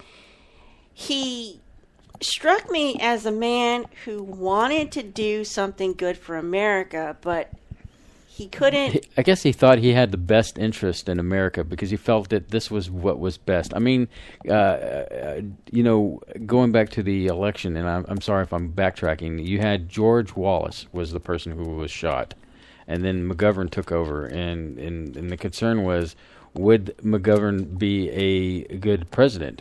I mean, and so in his mind, he was thinking, why would I want to turn the country over to somebody like McGovern? And so that's why he wanted to make sure to hedge his bets, and some of the dirty pull that he did, in his mind, I guess he was thinking, well, this is what's best for the nation, because if we have somebody like this, then, the nation's going to fall apart. Him doing that way, wrong, but, it is what it is. So I just want to point out, you wanted to talk about this. Well, I'm beginning to think maybe this will be the last historical political. We talked that deals with politics. This will be the last one. And we'll just go back to. But I was looking forward to talking about President Garfield next week. Maybe we'll go back to talking about iPhones and UFOs. And anyway, so what an appropriate song. Here's Crash by Spaceboy.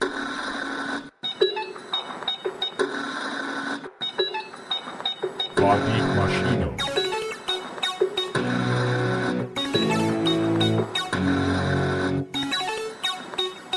Чи за недели вы собираетесь к Трампу?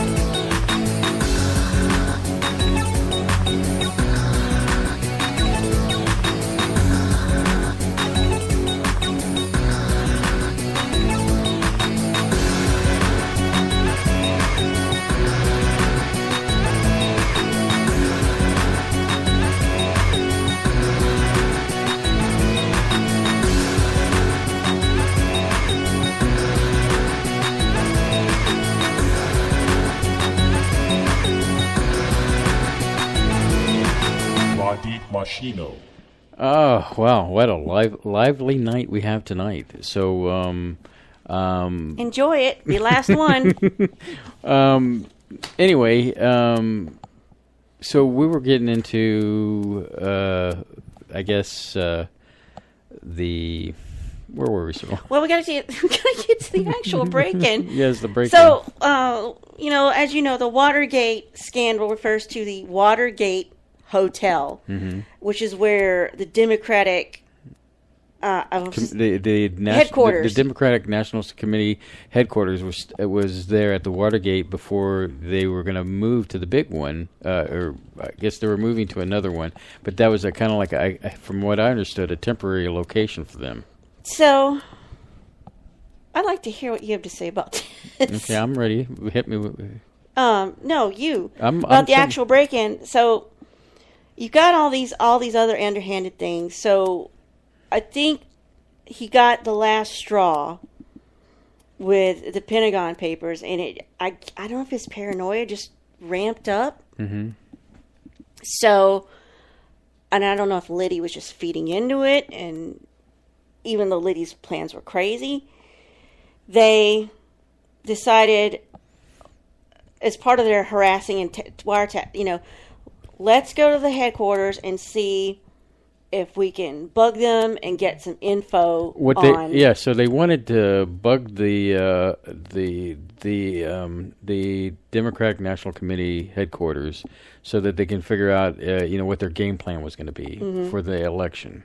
And of course, one could say, like, why would they need to do that? I mean, Nixon is slam dunking the competition left and right. Like I said, it was a stupid idea. I mean, he was going against McGovern of all people, and people didn't really care for him at that time. I mean, McGovern, and I don't think they really wanted Wallace either. So, I guess in his mind, it was like, okay, I've got to win at all costs. And that was his mentality, because once again you go back to Nixon. His about Nixon in general is that the kind of person he was. His childhood, he had led a life where it was hard work in all his endeavors. He lived under the influence of hard-working parents. Nixon worked hard in school, from preschool to college, and always achieved the best in results in his studies. So to say that he was an overachiever is an understatement, and so there's that mentality there. I still can't figure him out just based on the little bit of research I've done. Nixon, that is. Just a person that would allow all this to go down. I don't know. I don't know. It's a mixture of things. It's kind of like the snowball effect, Surlana.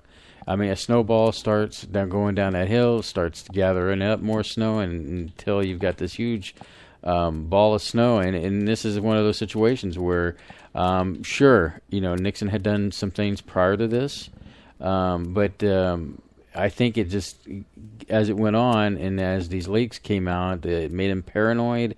And it made him just push himself into territories that I don't think he probably would have done. Watergate is now a term that is synonymous with corruption and scandal. Mm-hmm. So what went down is they decided that let's go bug the place. So they managed to do that, I think, and they didn't hear anything. Like, the secretaries were talking about hair appointments, and they just didn't hear anything at all. Mm-hmm. So I guess they needed to go. What Nixon said, go in there and photograph everything. I think that was one of his orders. I think that was one of his orders for everything he had him do. Mm-hmm. So they had to go in there and get, physical evidence. So they sent some guys in, and I can tell you who the burglars are. James W. McCord, who was a security co-coordinator for the Republican National Committee. Mm-hmm. Virgilio R. Gonzalez, a locksmith from Miami, Florida, a refugee from Cuba. Frank A. Sturgis, associate of Barker's from Miami. He had CIA connections and anti-Castro activities. Eugenio R. Martinez, he worked for Barker and Miami's Barker's real estate firm. He had CIA connections. And Bernard L. Barker, a realtor from Miami, Florida, former Central Intelligence Agency operative, said to have been involved in the Bay of Pigs incident in '62. The burglars were indicted by grand jury G. Gordon Liddy and Howard Hunt Jr. So those were the guys involved. So they went in there and how they got in there was somehow Hunt figured out I could get a piece of, like, maybe it was like electrical tape, you know, some kind of adhesive tape. Yeah. And you tape it over where, I don't know what you call that piece of the lock, that when you shut a door, that thing bolt comes out and it automatically goes into the hole. Mm-hmm. Well, if you taped over the hole, then the little thing doesn't engage, you know? And you can come in and out. So the night they're going to do it, they had the walkie-talkies. Well, somebody, I don't know who, removed the tape. So supposedly it was one of the security guards. Well, and then they went back in there and put the tape back on. Mm-hmm. And then that's what drew the suspicion. Yeah. Is because the tape went back on. So the cops came, and the guys all hid under different desks. Mm-hmm. And they said, "What are y'all doing in here?" And they started coming out from under the desk, and they said, these guys were dressed in suits and ties. They weren't like, you know, with the balaclavas and the dark, you know, black clothing. They didn't look like burglars. Right. So that was suspicious. So that is when it all went down. Now, so they found him under the desk, and Nixon's campaign committee, you know, engineered this whole thing. So of all the guys I mentioned, only James McCord could be linked directly back to Nixon. So that was more or less the smoking gun, McCord's involvement. But they kept info about Liddy and McCord from the Attorney General, or the Attorney General kept that to himself. John Dean tries to do damage control on this, and you know, here you've got Liddy as a wild card, has all this knowledge to bring down the presidency. So it's trying like herding cats, okay? And so Dean now finds that he had to cover not only all those previous crimes, but now this Watergate thing, you know. So they said, okay, what do? We gotta figure this out. How are we gonna do this? So Haldeman says, well, let's shred all the memos that we were exchanging about all these plans about their own personal espionage they were going to carry out. So all the gemstone files had to be burned, and they said, well, what should we do? It's like, oh, well, you should have a fire in your fireplace tonight. Spaceboy went to get some water, so he's coughing. That's why you hear that. But and that's when I learned about John Mitchell, the attorney general at the time. They shut his wife up by pulling out her phone and drugging her and hauling her off to where she couldn't, you know, say anything. And I thought, and John Mitchell said, oh, his wife's fine. She just had an attack of female hysteria. I'm like, holy crap, this is 1972, 73, and they're still pulling the female hysteria crap like from the 1840s or something? Well, don't forget that, you know, we're entering in the women's feminism time. You know, women got a bad rap for a long time. Mm-hmm. I mean, you brought up Billie Jean King and what's his name about doing the tennis thing. Is that movie out yet, or is it coming out? It's coming out, but that's close to the same time period. But anyway, please continue. I didn't mean to interrupt. That guy, who's the other tennis player she's against? I can't think of his name, but he was a chauvinist. He acted like a chauvinist version of what's Mike Myers? Austin Powers? Yeah, a chauvinist version of Austin Powers. That was nasty. Anyway. Yeah, baby. Exactly. That's who he sounded. But so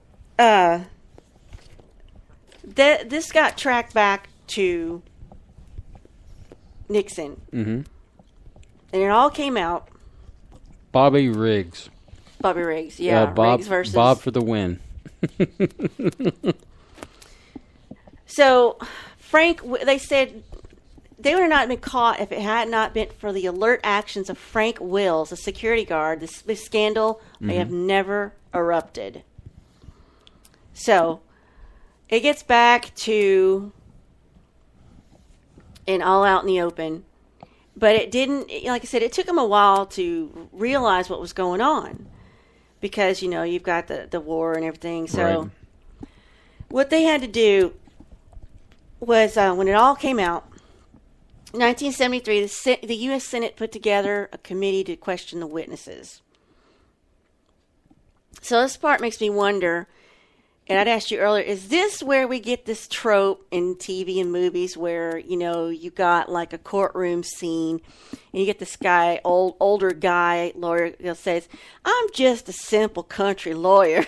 Indeed, this is where it comes from, is Archibald Cox. Mm-hmm. And he is the epitome of, I'm just a country lawyer and I didn't go to such crazy schools as some of y'all, but he was chairing this committee. He was a 75-year-old Democrat from North Carolina. No, wait, that was Cox. But then they also had a 75-year-old Democrat from North Carolina, Sam Ervin, and this was all televised. And so I'm trying to imagine, because I wasn't born at it. I was barely one at the time. So I'm trying to imagine what it's like to sit there and watch your president and all his staff go on trial. So, in October 73, Nixon fired Cox after Cox subpoenaed. It's a very sexual word. Cox subpoenaed Nixon's tapes. And these are the tapes we're talking about is Nixon's private taping system in his office that he used, because he taped all the conversations. Because does that not sound like a paranoid lunatic to you? Mm-hmm. So, well, I mean, it sounds like somebody is paranoid.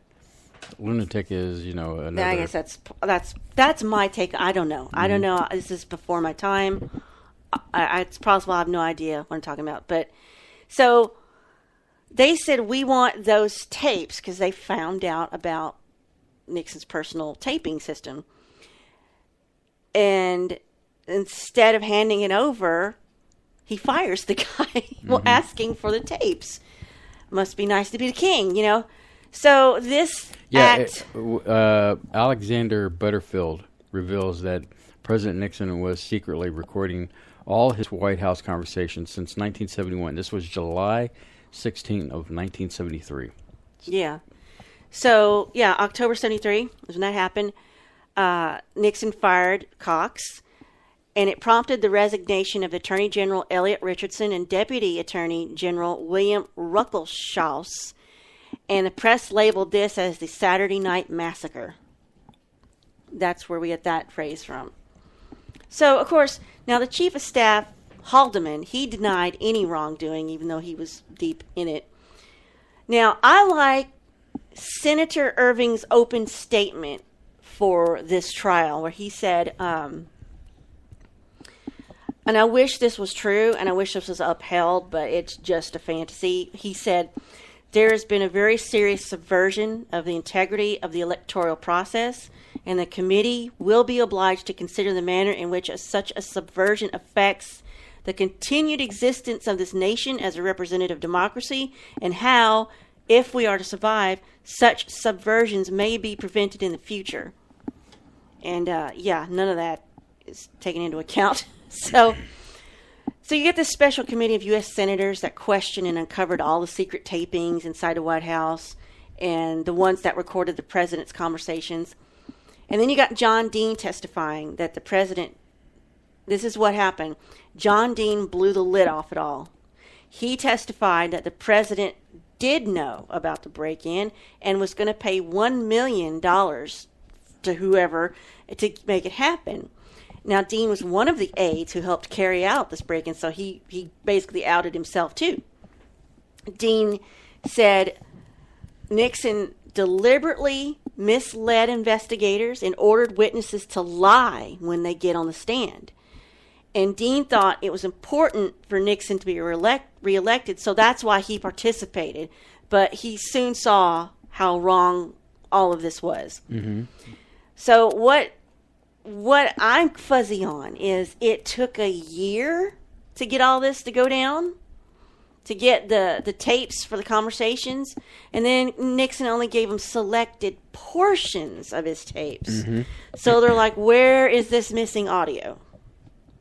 And this is where you get, I didn't know, his secretary,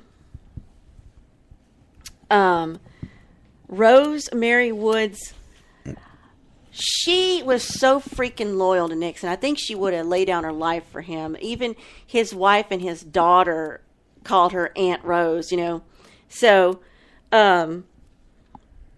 she took the blame. She says, you know, it might have been because of what I did. I might have forwarded the tape by, you know, I was leaning over to get the phone and I might have hit a button by accident, you know, over just this key critical, you know, portion of this tape. Just happened to be the one thing they needed to hear, and she supposedly erased it. But she didn't do it, of course. But she was happy to, you know, take that blame. But I don't think anything happened to her. I think they must have figured out she didn't actually do it. So this all came out, and they tried to get those tapes, and he wouldn't give it over, and he wouldn't give it over, and he wouldn't get it over. So when he balked at it, support for the president and the Congress just fell apart. So they were getting ready to just start the impeachment process, and that was all but guaranteed. Well, what you don't mention is that you know, after that was like around November 21st with the subpoena recordings and the 18-minute gap. But it wasn't until April 30th of that next year of 74, the White House does release edited transcripts of more than 1,200 pages of the presidential tapes. And I can only imagine some of that was edited out because of some of the things that the president had said and that were kind of derogatory.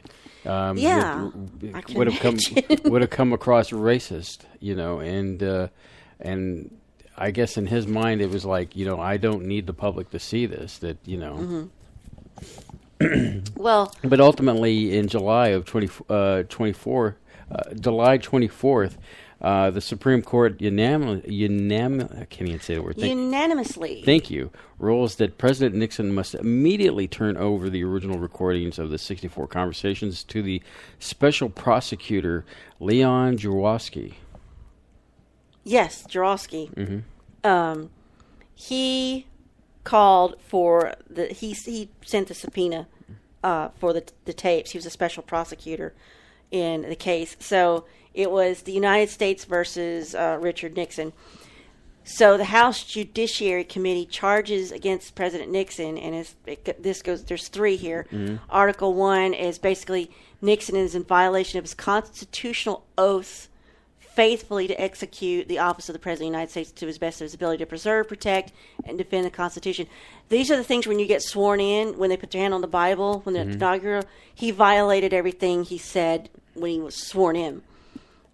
He used the powers of his office engaged personally through his subordinates and agents in the course of conduct or plan by design to delay, impede, and obstruct investigation of such unlawful entry, to cover up, conceal, and protect those responsible, and conceal the existence and scope of other unlawful covert activities.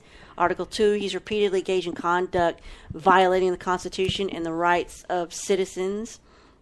Article 3, again, just failure to execute the office of president without lawful cause to excuse to produce papers and things as directed by the subpoenas, you know. So, you know, that's like kind of like 3 strikes, you're out, you know, if you think of it that way. So rather than, I guess, face the humiliation of impeachment, I think he decided the best way to do would be resign. And you had told me earlier that was probably for the best, because why fight to stay in a job that no one wants you in, one? And two, why drag America through this long court case when you're not going to get to be president anyway, and tie us up in the media in time when you've got all these other pressing matters in the country to do, right? So basically August 8, 74, President Richard Nixon addresses the nation on TV.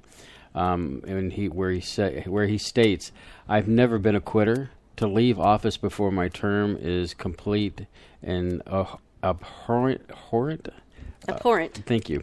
I'm just having tongue-tied twisters I am today. too, because I'm missing teeth and I'm hungry. And to every instinct in my body. But as president, I must put the interest of America first. America needs a full-time president and a full-time Congress, particularly at this time with problems that we face at home and abroad, to continue the fight through the months ahead. For my personal vindication would almost totally absorb the time and the attention that both the president and the Congress in this period, when an entire focus should be on the great issue of peace abroad and prosperity without inflation at home. Therefore, I shall resign the president effectively immediately noon tomorrow." So basically, he comes out on TV on that, and then the following day, Nixon signs the letter of resignation, and the Vice President Gerald Ford, that's so funny. Gerald Ford becomes president, and so there you go. And then I'm sorry if I'm jumping ahead of you, and then of course that was August 9th when he signs that letter. Then in September 8th is when we have President Ford pardons former President Nixon. So, that's where we're at in that. Yeah, well, so and he pardons him.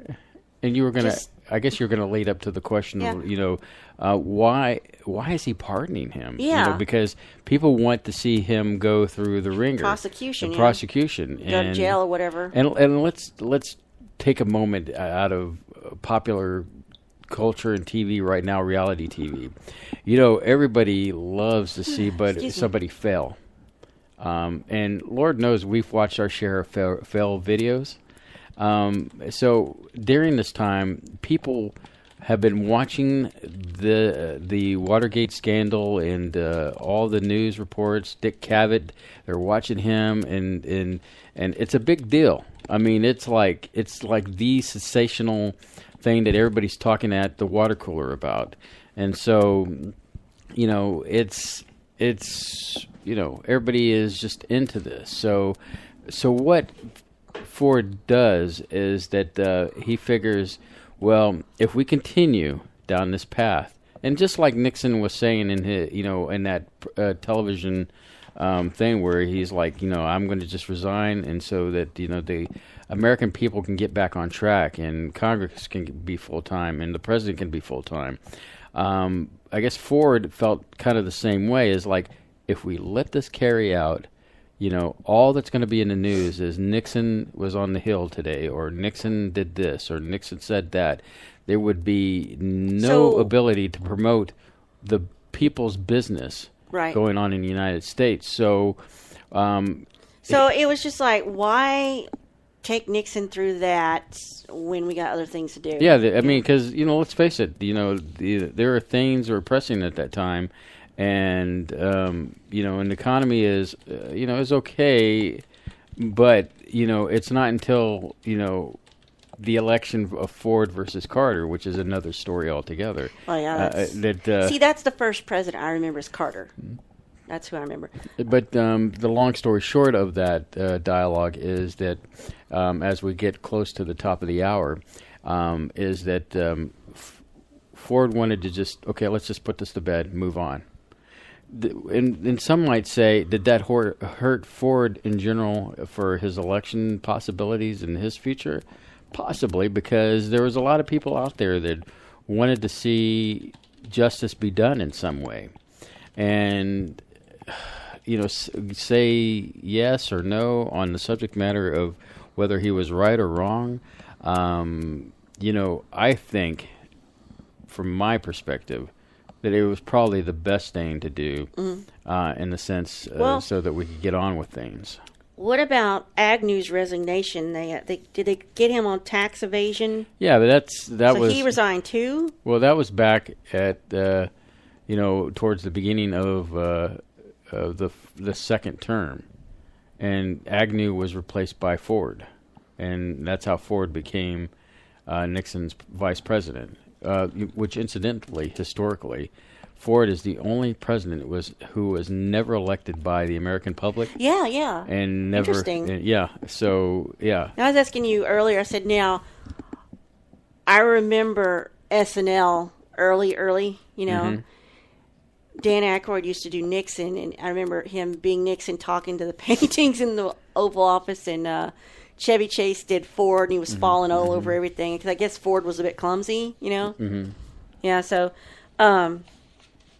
I guess when we come back from the break, we can talk about the lessons learned, the fallout from Watergate. And that's all she wrote. This is a test. This is a test. This is a test. Test. This is a test to the SBU network.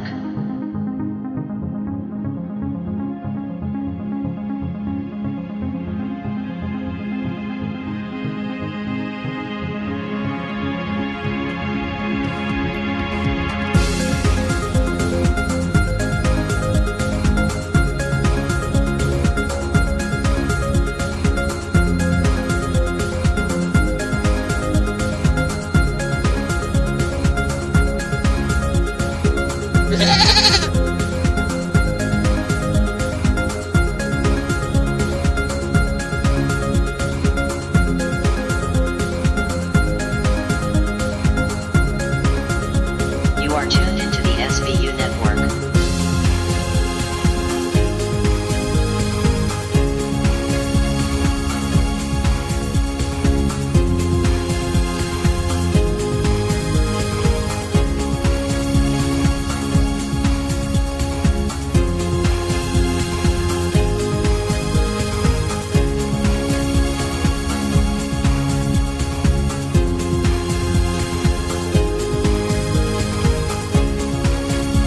You are tuned into the SBU network.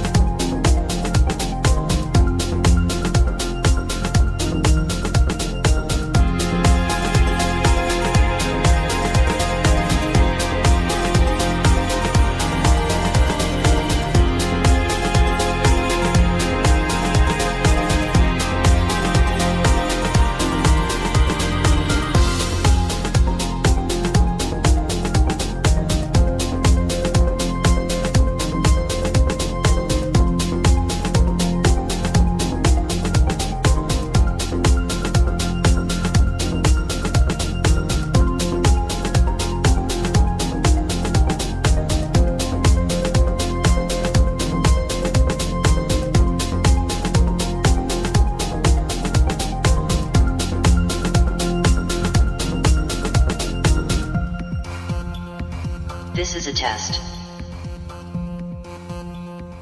This is a test. This is a test. Test, test, test, test, test, test. This is a test to the SBU network.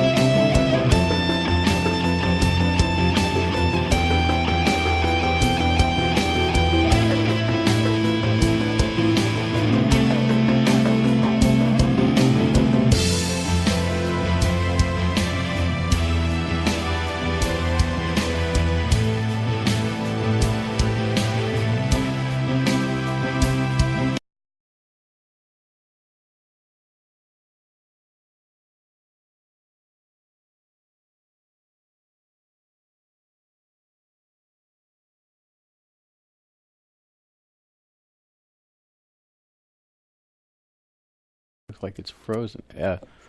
Can anybody hear us? Just a testing 1 2. Anybody out there? Testing 1 2. Sort of lagging on the chat for me. Yeah, I noticed a lag there too. Sound gone. Oh, crap. Let's do this.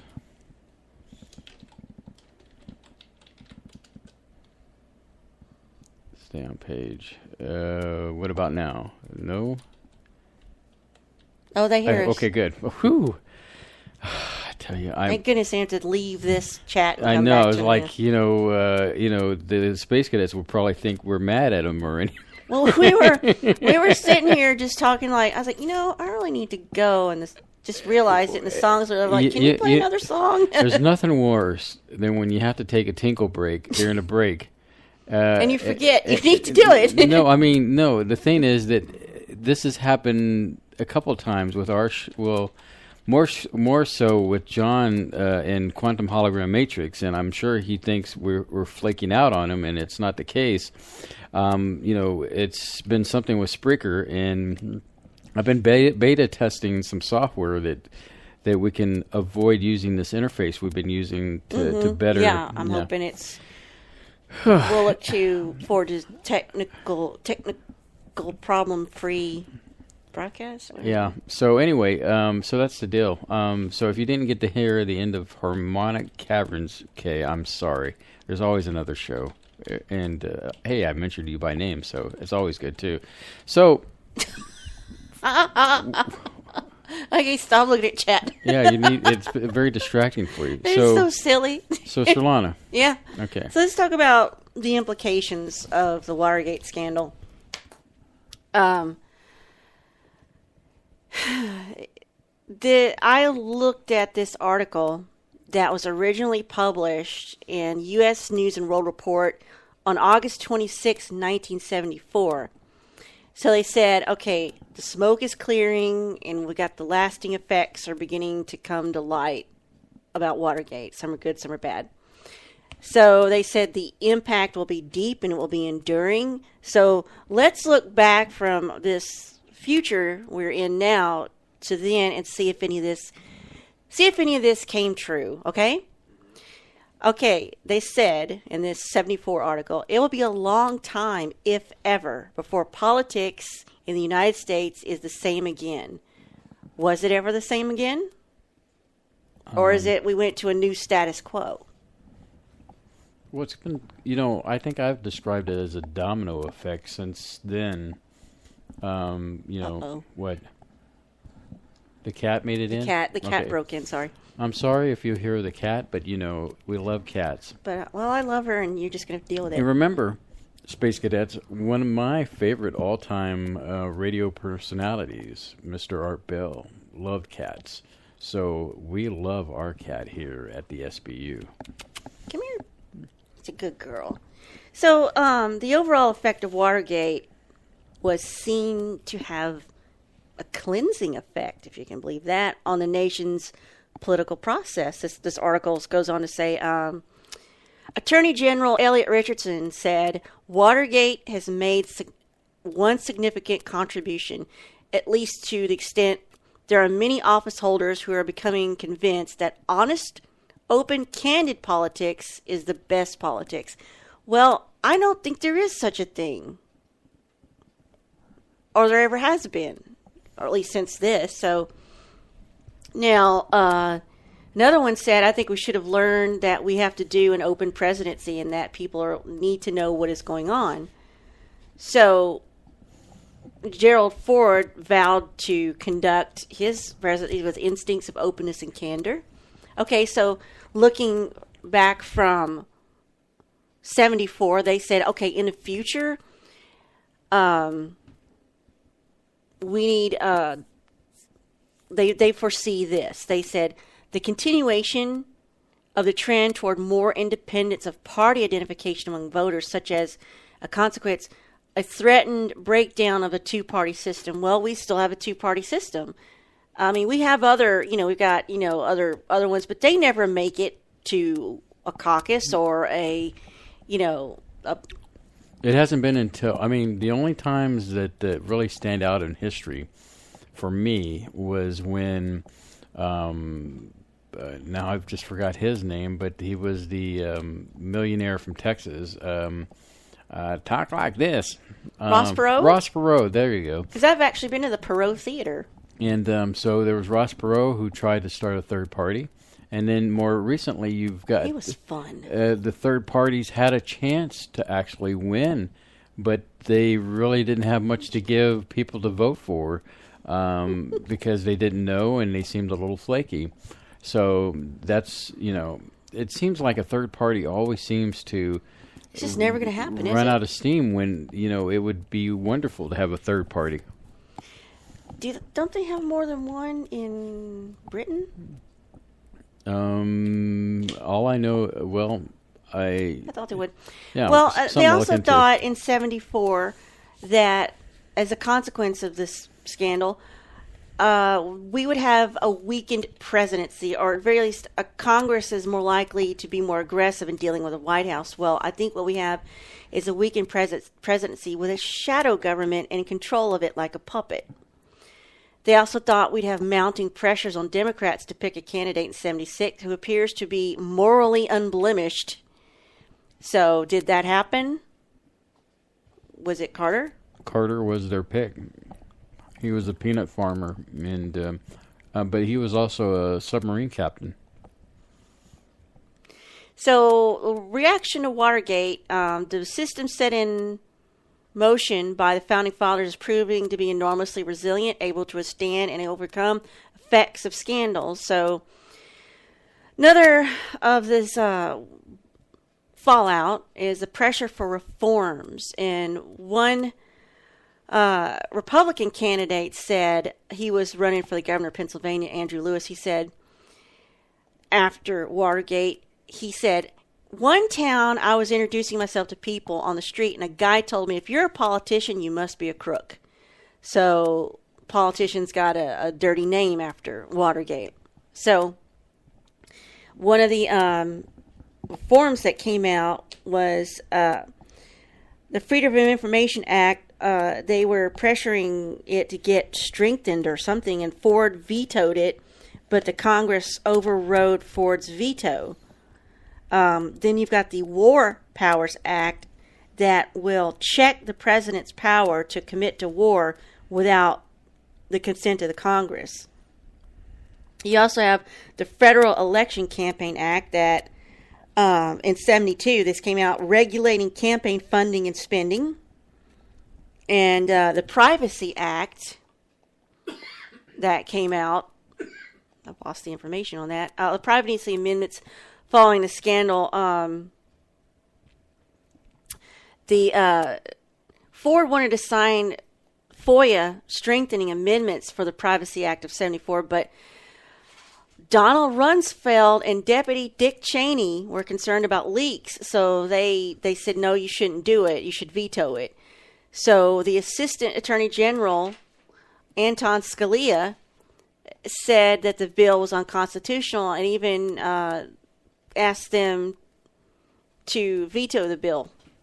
So it's all this fallout because of what happened. And then you've got what happened in 74 is after all this, you got all these seemingly corrupt Republicans, right, with Nixon's staff.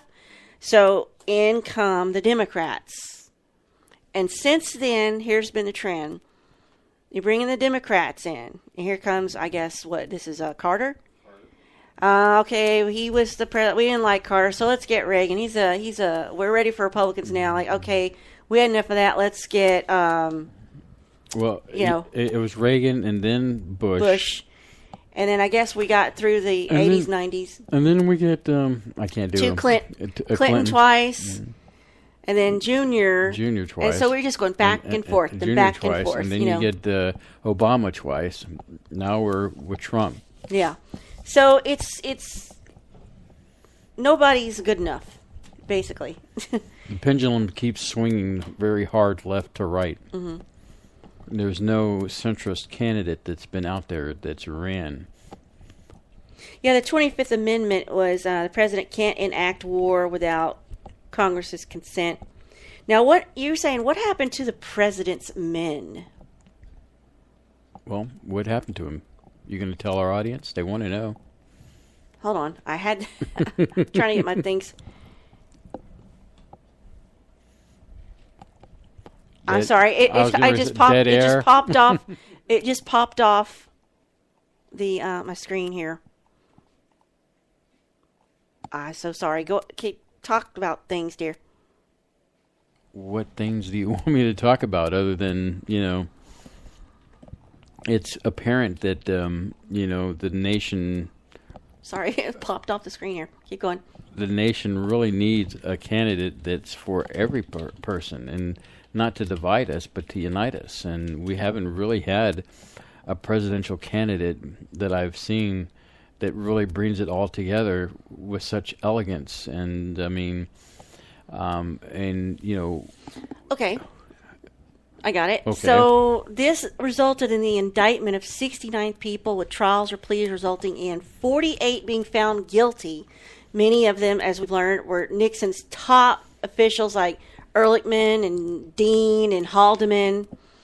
So the 5 men who broke into the DNC headquarters at Watergate, of course, they got, Liddy and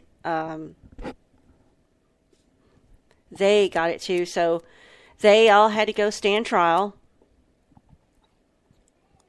I'm sorry about the cat. Ehrlichman and Liddy, and I guess some of the Jeb Stuart Magruder, John Mitchell, John Dean. It was the opening to the worst political scandal of the 20th century, the beginning of the end of the Nixon presidency. So I'm still trying to find where they're. McCord. I'm so sorry. I can't find where I put it. I'm sorry. I mean, it's like, why don't we just move on beyond the? I mean, okay. The Watergate 7: Haldeman, Ehrlichman, Mitchell, Charles Colson, Gordon Strachan, Robert Martin, Kenneth Parkinson, they all, for conspiring to hinder the investigation, Nixon was the unindicted co-conspirator. So,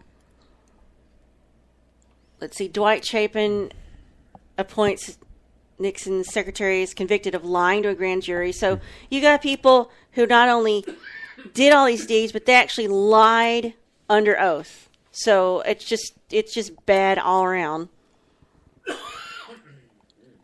Excuse me, ladies and gentlemen. Yeah, you've been having some problems with congestion and whatnot lately. Mm-hmm. So okay, John Mitchell resigned. Richard Kleindenheist was convicted of refusing to answer questions, contempt of court.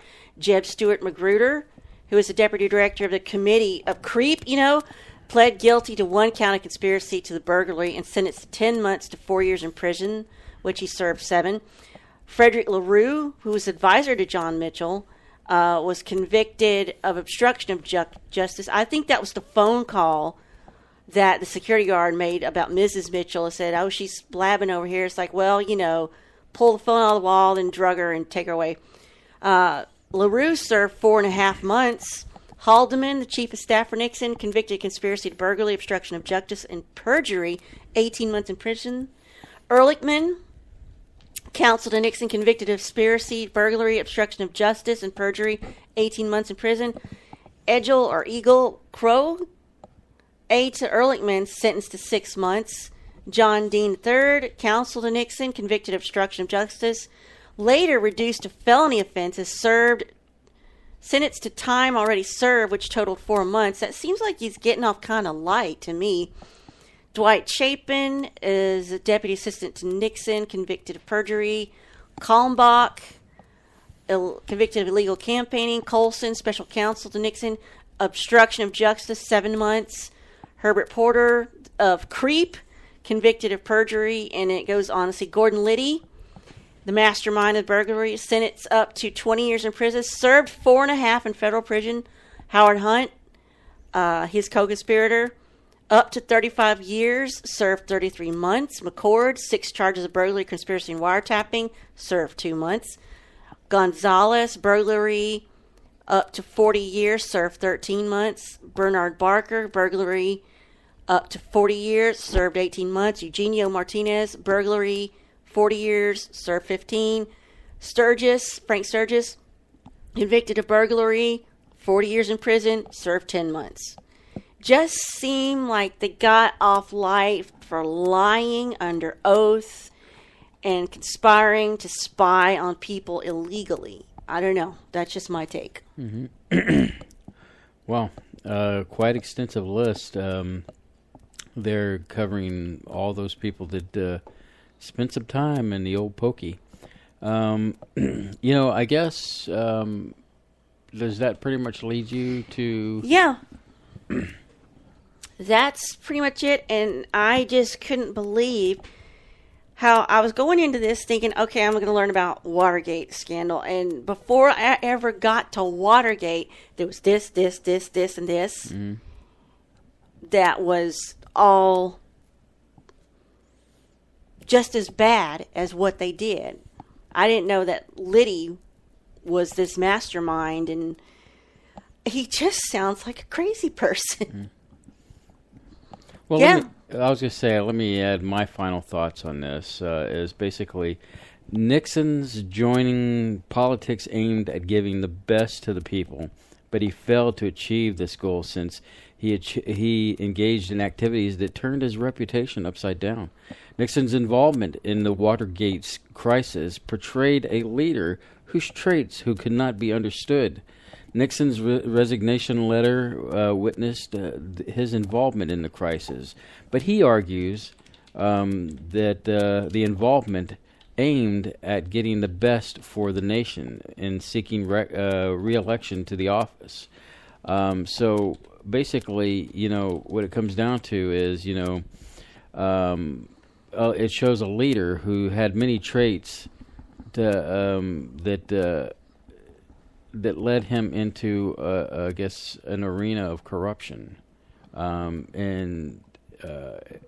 guess, do you think Nixon thought, oh, there's no way I can be caught, and if I'm the president, they can't do anything to me? Do you think maybe that went through his head? I think that in his mindset, it was more on the lines of, I'm the president, and I have to do what's best.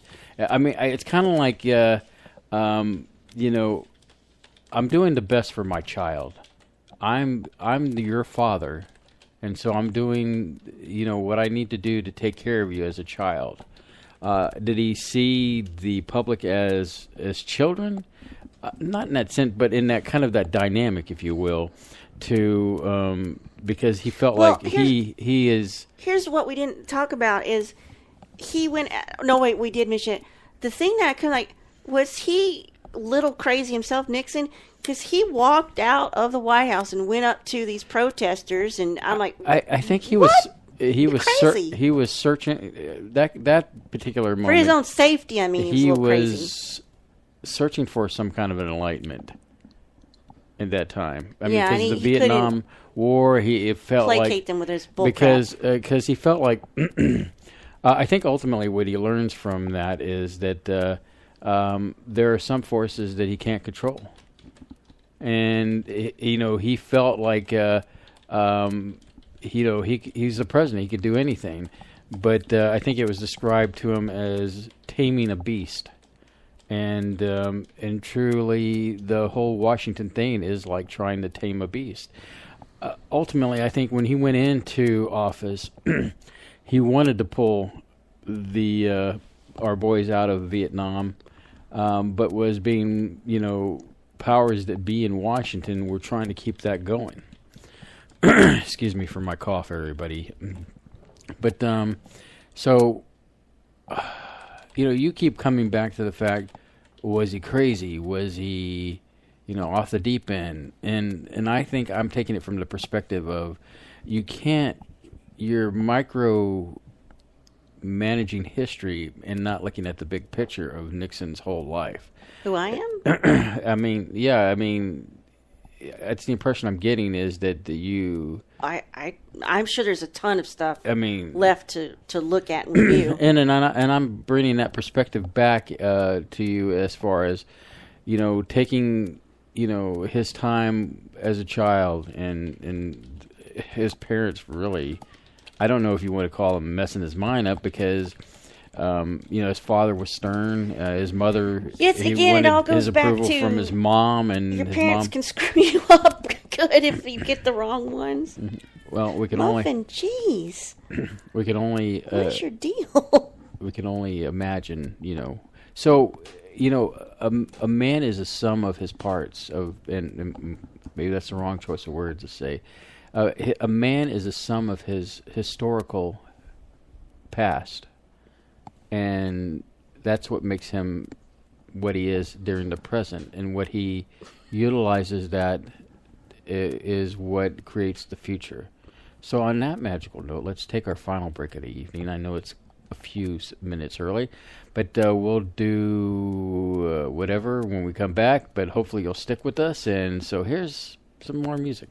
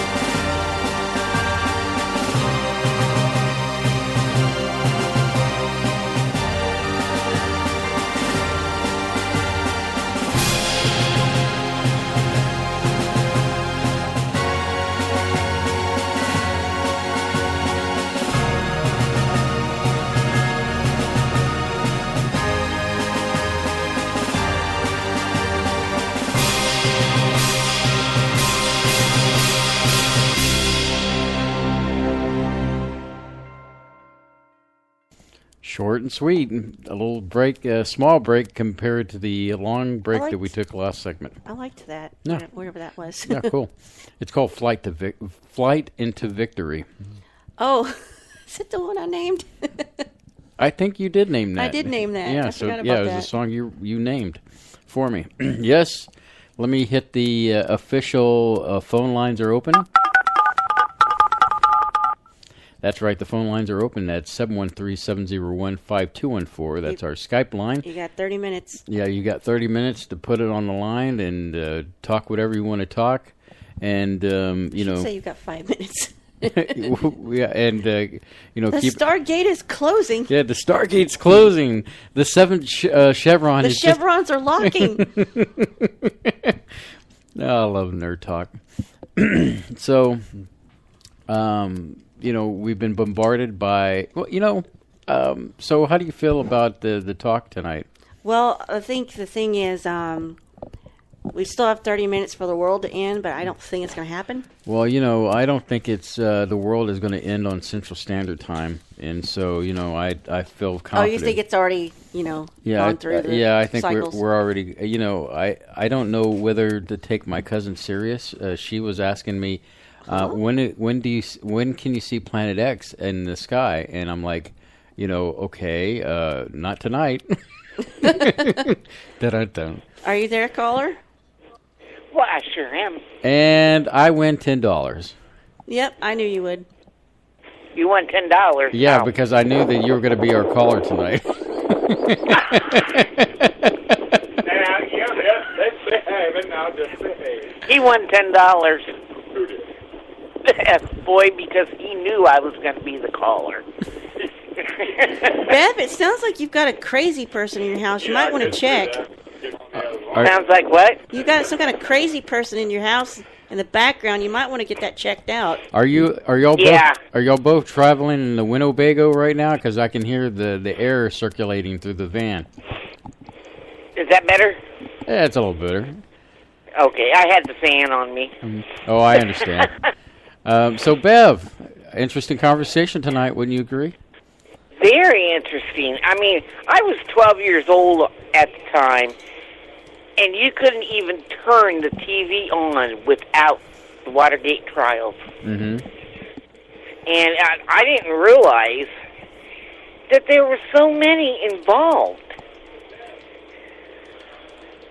It's like, wow. There were a well, lot. I knew about I knew about Liddy and a few others that you mentioned, but man.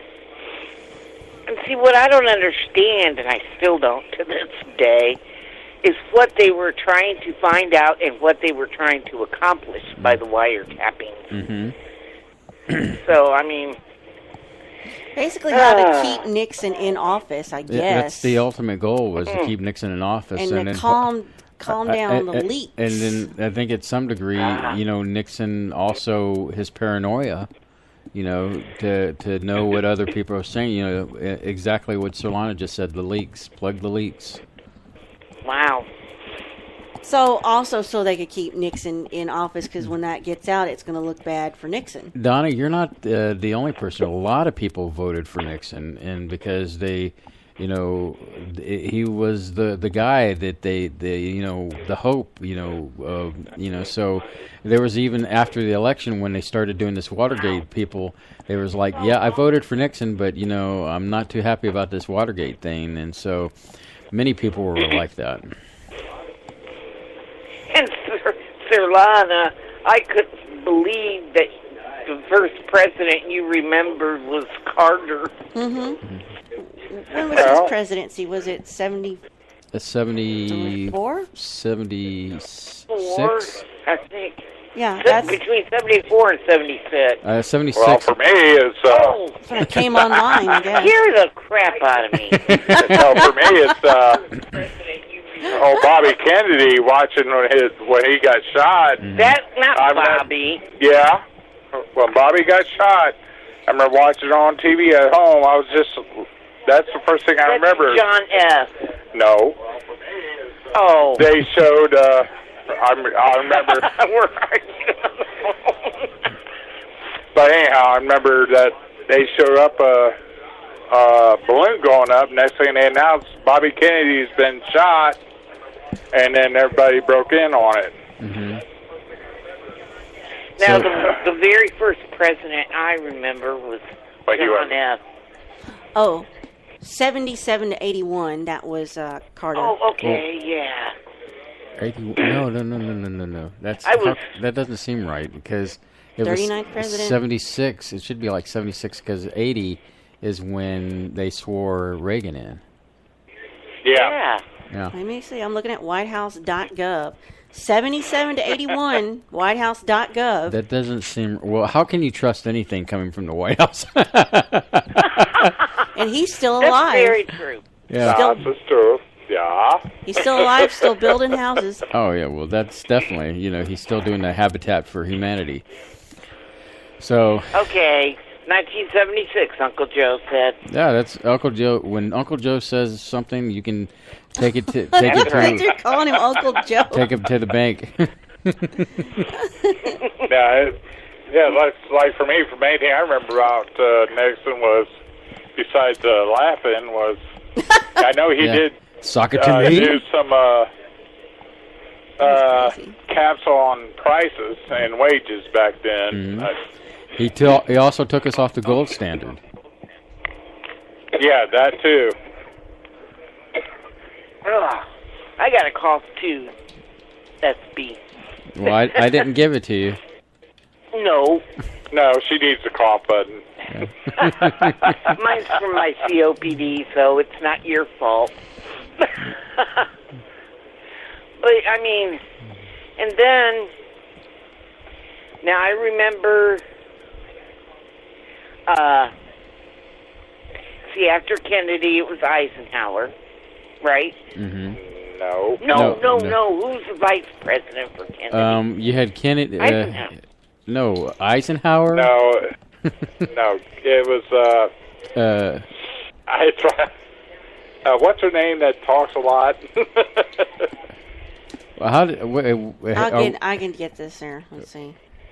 I can get that info for you. It's right on the tip of my tongue. Okay, that's going back to the beginning of time. Okay, Trump, Obama, Bush Jr., Clinton, Bush Sr., Reagan, Carter, Ford, Nixon, Lyndon B. Johnson, Kennedy, Eisenhower, Truman, Roosevelt, Hoover.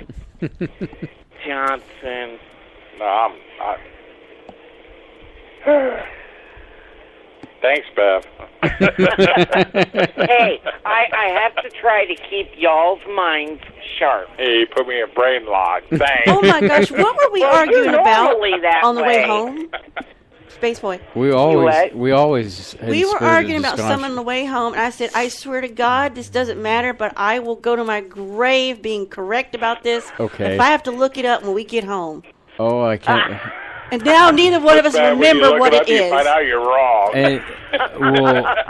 I think there's a Well, clause. were you right? There was a clause in our marriage thing that says that in the event that both parties forget what that is, that Spaceboy is correct. I don't remember that. Sounds good to me. I don't remember Captain Picard lookalike saying anything like that. Make it so number one. I tell Bev, I said, she goes, well, I got a piece of paper that tells you got to love me. I said, no, that just means I got to tolerate your butt.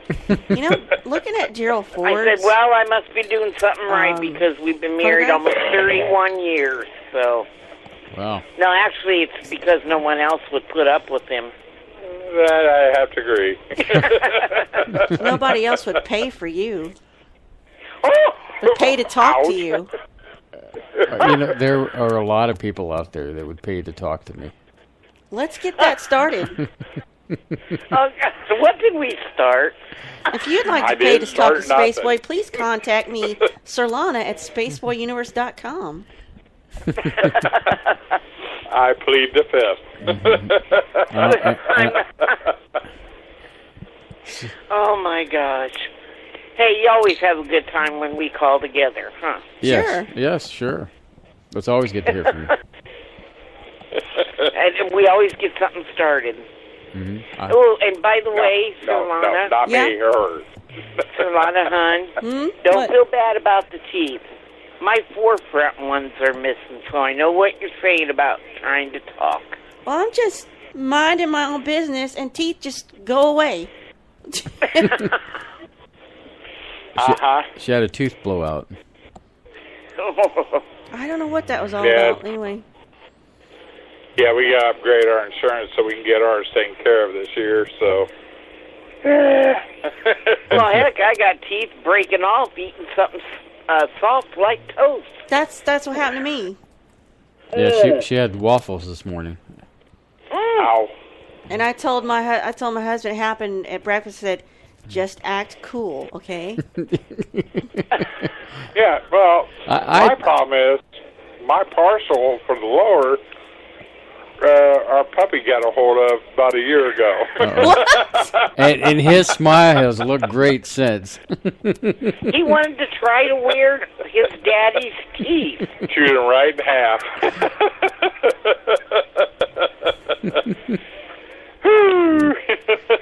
That's too Well, my much. problem is my four front parcels, they broke.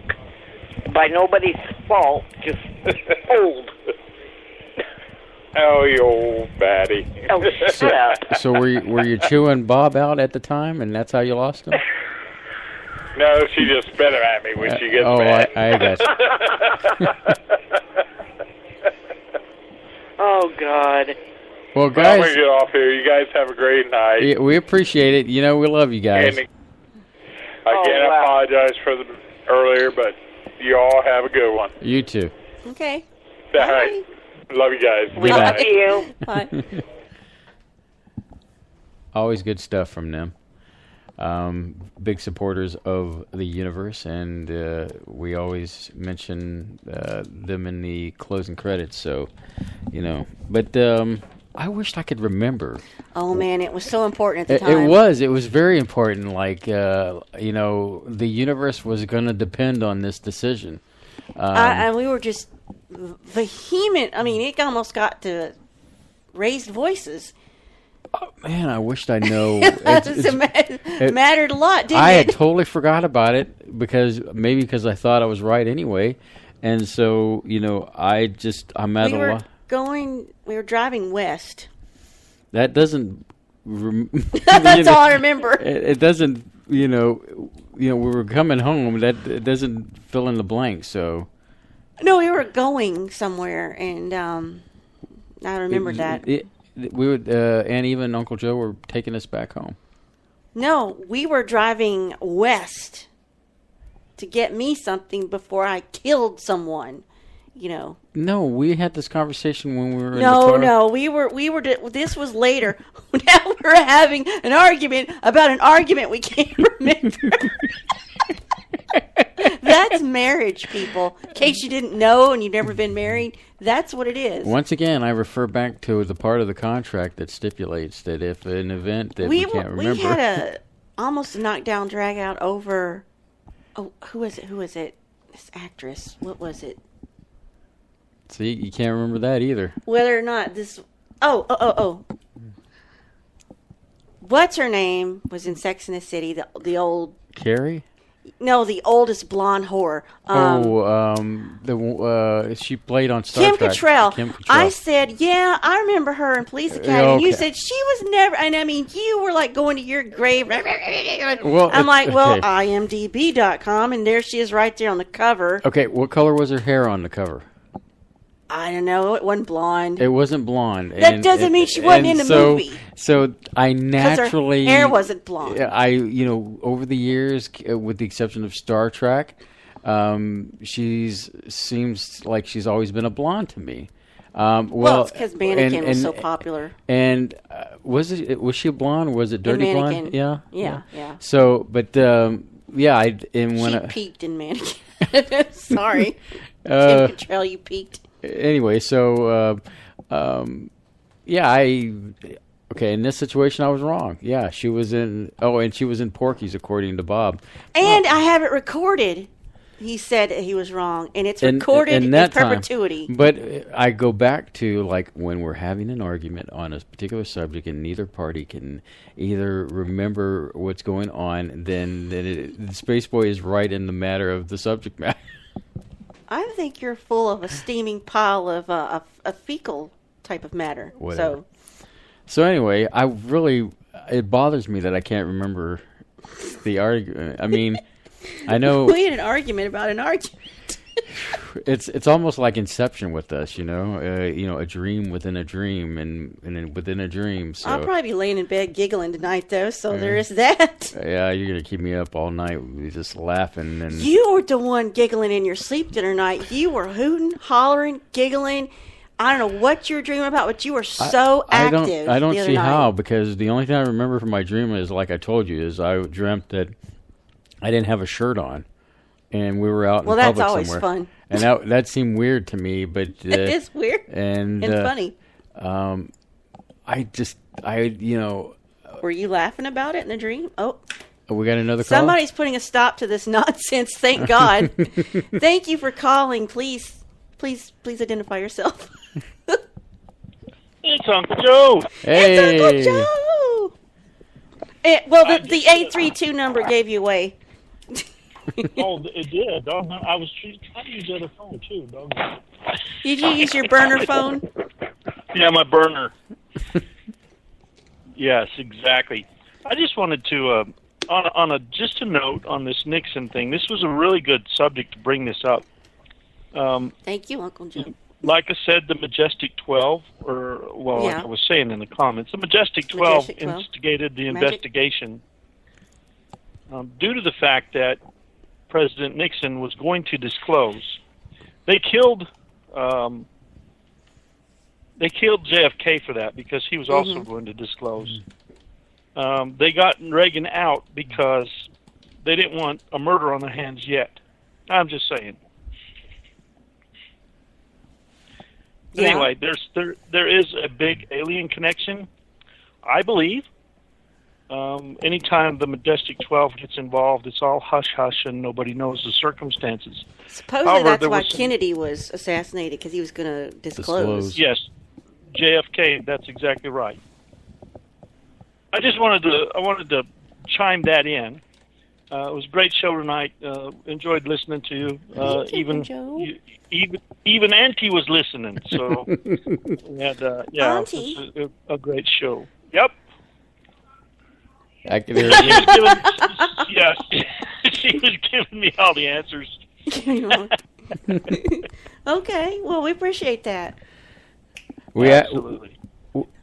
We actually appreciate you calling, and I guess we got another caller, so maybe you'll tune in next week with our anniversary show. Absolutely. All right, Uncle See you Joe. later. Thank you, Uncle Joe. Bye, Aunt Eva. Okay, caller, you're on the air. Yep. Hey, how you doing? Oh, it's Gene. Mean Gene, how are you? All right, man. Great show tonight. Well, thank you. We appreciate it. It was a lively conversation, wasn't it? I was shocked at the things I found out that I didn't know. You need to get the land last night. What's that, Gene? You need to get Surlana a snack. Oh, get her a snack. Is yeah, what he's saying. I am really on edge, man. Yeah, because she's liable to bite my hand off in the middle of the night. I wonder if this is like when you're coming off an addiction or something. It's not good for her. See? How you miss me? How's my girl doing out there? And my brother gained 28. Yeah, man. Lost in the sauce. And how was to hear from Bed and Bob Mm-hmm. at the same time on the same call? Wow. That's always fun. Well, it's always a competition between them two. Uncle Joe kicks ass. I love Uncle Joe. We do too. He needs to be a permanent fixture, nightly on our show. Yeah. Well, he's absolutely right about the aliens running the show. See, all the stuff I talked about tonight, that was history. That's stuff that I know about, that I learned, that I lived through, But the true history that nobody knows yet, that's what Uncle Joe's talking about. Mm-hmm. And I'm down with him on that, Maybe one day we'll have that all out in the light, and everyone will know. Joe can take my place if you want. Hurricane Harvey, hurricane, whatever the fuck, and multiple earthquakes. That's the real history. That's what we want to know, the inside behind that, behind the curtain. Mm-hmm. You think it was HARP? The hurricanes? Well, I don't know. I have no idea what they're doing, It could be being controlled from another star. How do we know? Mm-hmm. Right? Right. Another galaxy as far as that goes. It could be millions of light years, which to them is just an instant, just a step. Well, the truth is out there, and, we just need to keep hammering at it and, bring it to the forefront and bring that knowledge so that everyone has it. Well, that's kind of why I pursued this, because I didn't know, the stuff I found out, and I think it's important to know this. And if for no other reason, I'll kick butt at some trivia contests now. Yeah. You should really try to get G. Gordon video. He'd be a great guest for you. I don't know if he'd talk to people he don't know. I mean... Well, all you could do is, I tell Surlana this all the time, is what's the worst that they could say? Nothing or no. So, it sounds like a good guest we could get on at some point, and, we could reach out to him and see. I'd have to go seriously research stuff before that, though. We'd have to be on so our I don't game. have to look like an idiot, So I was struggling. You just let him talk and tell you about those days, That would be the thing. Mm-hmm. Would he do Inside baseball. I guess. I don't know. He has some stuff he wants to get off his chest. He's an old man now. That's true. My dad would listen to him when he had this show on, and I couldn't get away from it, and I was trapped. I had to listen. I'm like, I gotta get out of this car. I worked with guys, and that's all they played on the fucking radio. Mm-hmm. I had to listen to it every day while I was pounding nails.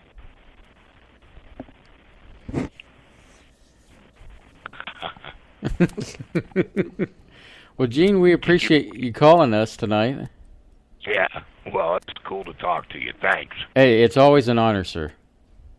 I really enjoy the show. You got a great thing going. Keep it up. Thank you, Gene. I'll try. It means a lot from you, sir. Okay, night-night. Night-night, sir. Bye, Gene. Every time I see him, I think Gene, the Dance Machine. Yeah, that's the Gong Show. The Gong Show. I think Joe's up for co-hosting, so I can take a break one night. No, he's a compartment of the show. It's like he's up for being a regular caller or something? A regular caller or someone who comes in and it's like the Uncle Joe segment. It's like David Letterman and Chris Elliott. You know how Chris Elliott would come on and then slightly obscure. Yeah. So, but anyway, so I wanted to tell everybody that it's important to tune into next week's show. And why is that, Surlana? I think it's a shame that you don't know what's next week. I know it's next week, but I don't know what we're going to do. It doesn't matter what we're going to do. I know what's going to happen next week. It is Spaceboy Universe's 2nd anniversary of broadcasting. That's right. Can you believe we've been doing this We've nonsense been doing this for 2 years, and it all started. I can't. It's taken me 2 years to try to find a way out of it, and I still haven't found a way out. So we encourage all the Space Cadets to call in next week, and we're going to have a good time, just hanging out, and, we'll talk about different things, different shows that we've had for the past season. Yes, I call them seasons. And, season 1 will be going away, and then we'll be going into season 2. So I'm pretty excited about that. I mean, 2 years, Surlana. Who would have thunk it? That 2 years ago when you said, okay, is this going to be live? No, okay, I'll record something with you, but I've got to do laundry. Yeah, I didn't have time for your nonsense. Little did you know what my clandestine operation was going to achieve. Because if you had told me this is what was going to happen, I would have probably just got in the car and driven away. But it's been fun. We've had our good times. We've had some bad times. We've had times when we didn't even think the show was going to continue. We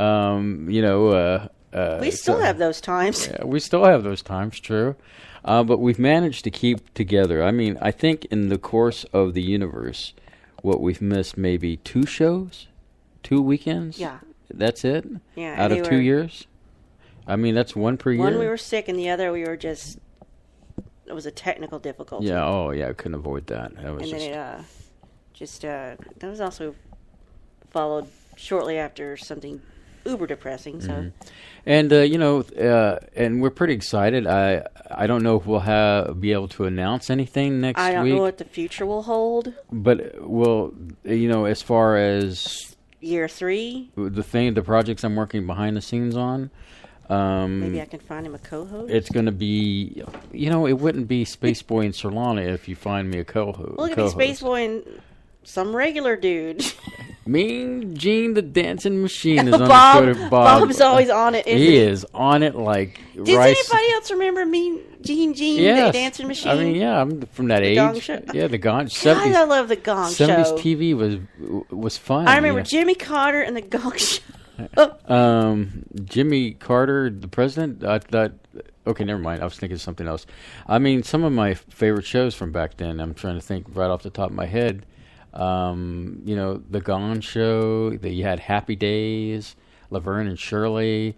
Mork and Mindy. Mork and Mindy was another good one. My favorite as a kid. Yeah. So really some great shows, and then of course. Match Game 75. Oh, I loved that show with Charles Nelson Riley was on that. And but anyway, getting back to our show. That's right. So next week is our 2-year anniversary show. And so, that's anybody got any suggestions? We'll talk about anything, So just do you want to hear or just rambling? And Kay was saying it all started with Data Bytes 001. And the rest is history. Someday we may do another Data Bites. I always think about maybe we could do one on Rick and Morty since nobody wants to talk about that live. So. Well, that'd probably be the perfect spot to do that stuff and move it to Data Bites. And it's been a while. I think the last thing we did on Data Bites was maybe Better Call Saul. Yeah, and there was some forces that worked against us. Oh, yeah. My parents watched Barney Miller. Mm-hmm. It's Barney Miller, WKRP in Cincinnati, that type of thing. Mm-hmm. Yeah, a lot of great stuff from... Anybody remember She's the Sheriff? Now, Uncle Joe's bringing up D.B. Cooper, which is a good thing, and I think there's been some news developments in that. What's that? That's about the guy who stole all that money and jumped out of an airplane and never found the traces of all that money. Not familiar. Oh my God! How can you not know that story? Maybe audience. I do, but I don't. I'm not connecting Space it because Cadets, I'm getting. I'll give her the 411. I'm getting a little headache, and I'm stabbing hungry. You need a snack, and I can't have a snack. Oh, you snacked out? I can't have it. You met your I have point. I have to weigh in tomorrow morning, and You have to wait until past midnight before you can start using the next points. Oh, I didn't think about that. See, I can't believe I just corrupted you. I'm going to move my weigh-in date to Friday morning so I can maximize points. Oh my goodness gracious! It's like working the numbers, Created a monster. I shouldn't have said anything. So Triscuits. Yeah. Anyway, so I can't eat yogurt. I'm lactose intolerant. So that's it, right, Surlana? The next week is our anniversary show. If I haven't committed murder by then. Hopefully, yeah, I'll still be alive. But then also on that show, like I said, I'm hoping to have some good news to tell the Space Cadets next Saturday. And we'll kind of go from there. So, and we'll know by next Saturday, won't we? Something, maybe. And of course, with October coming, that means mini, not mini. No longer mini. It's full on Maker Fair. Big Maker Fair. Yeah, whatever with those gestures. Oh my goodness gracious!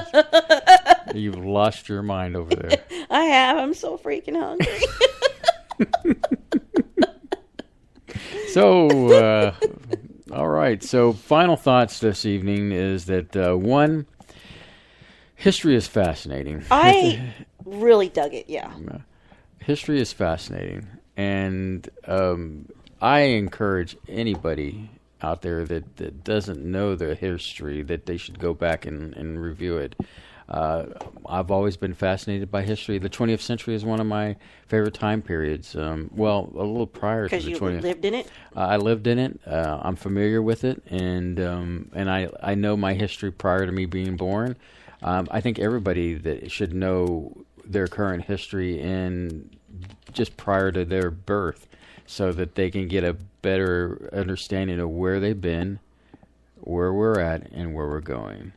And so on that magical note, ladies and gentlemen, we hope you join us next Saturday for our 2-year anniversary show where Surlana and I will pull all the stops out and take your calls and reminisce on these past 2 years and understand our present so we can understand the future. And on that magical note, good night.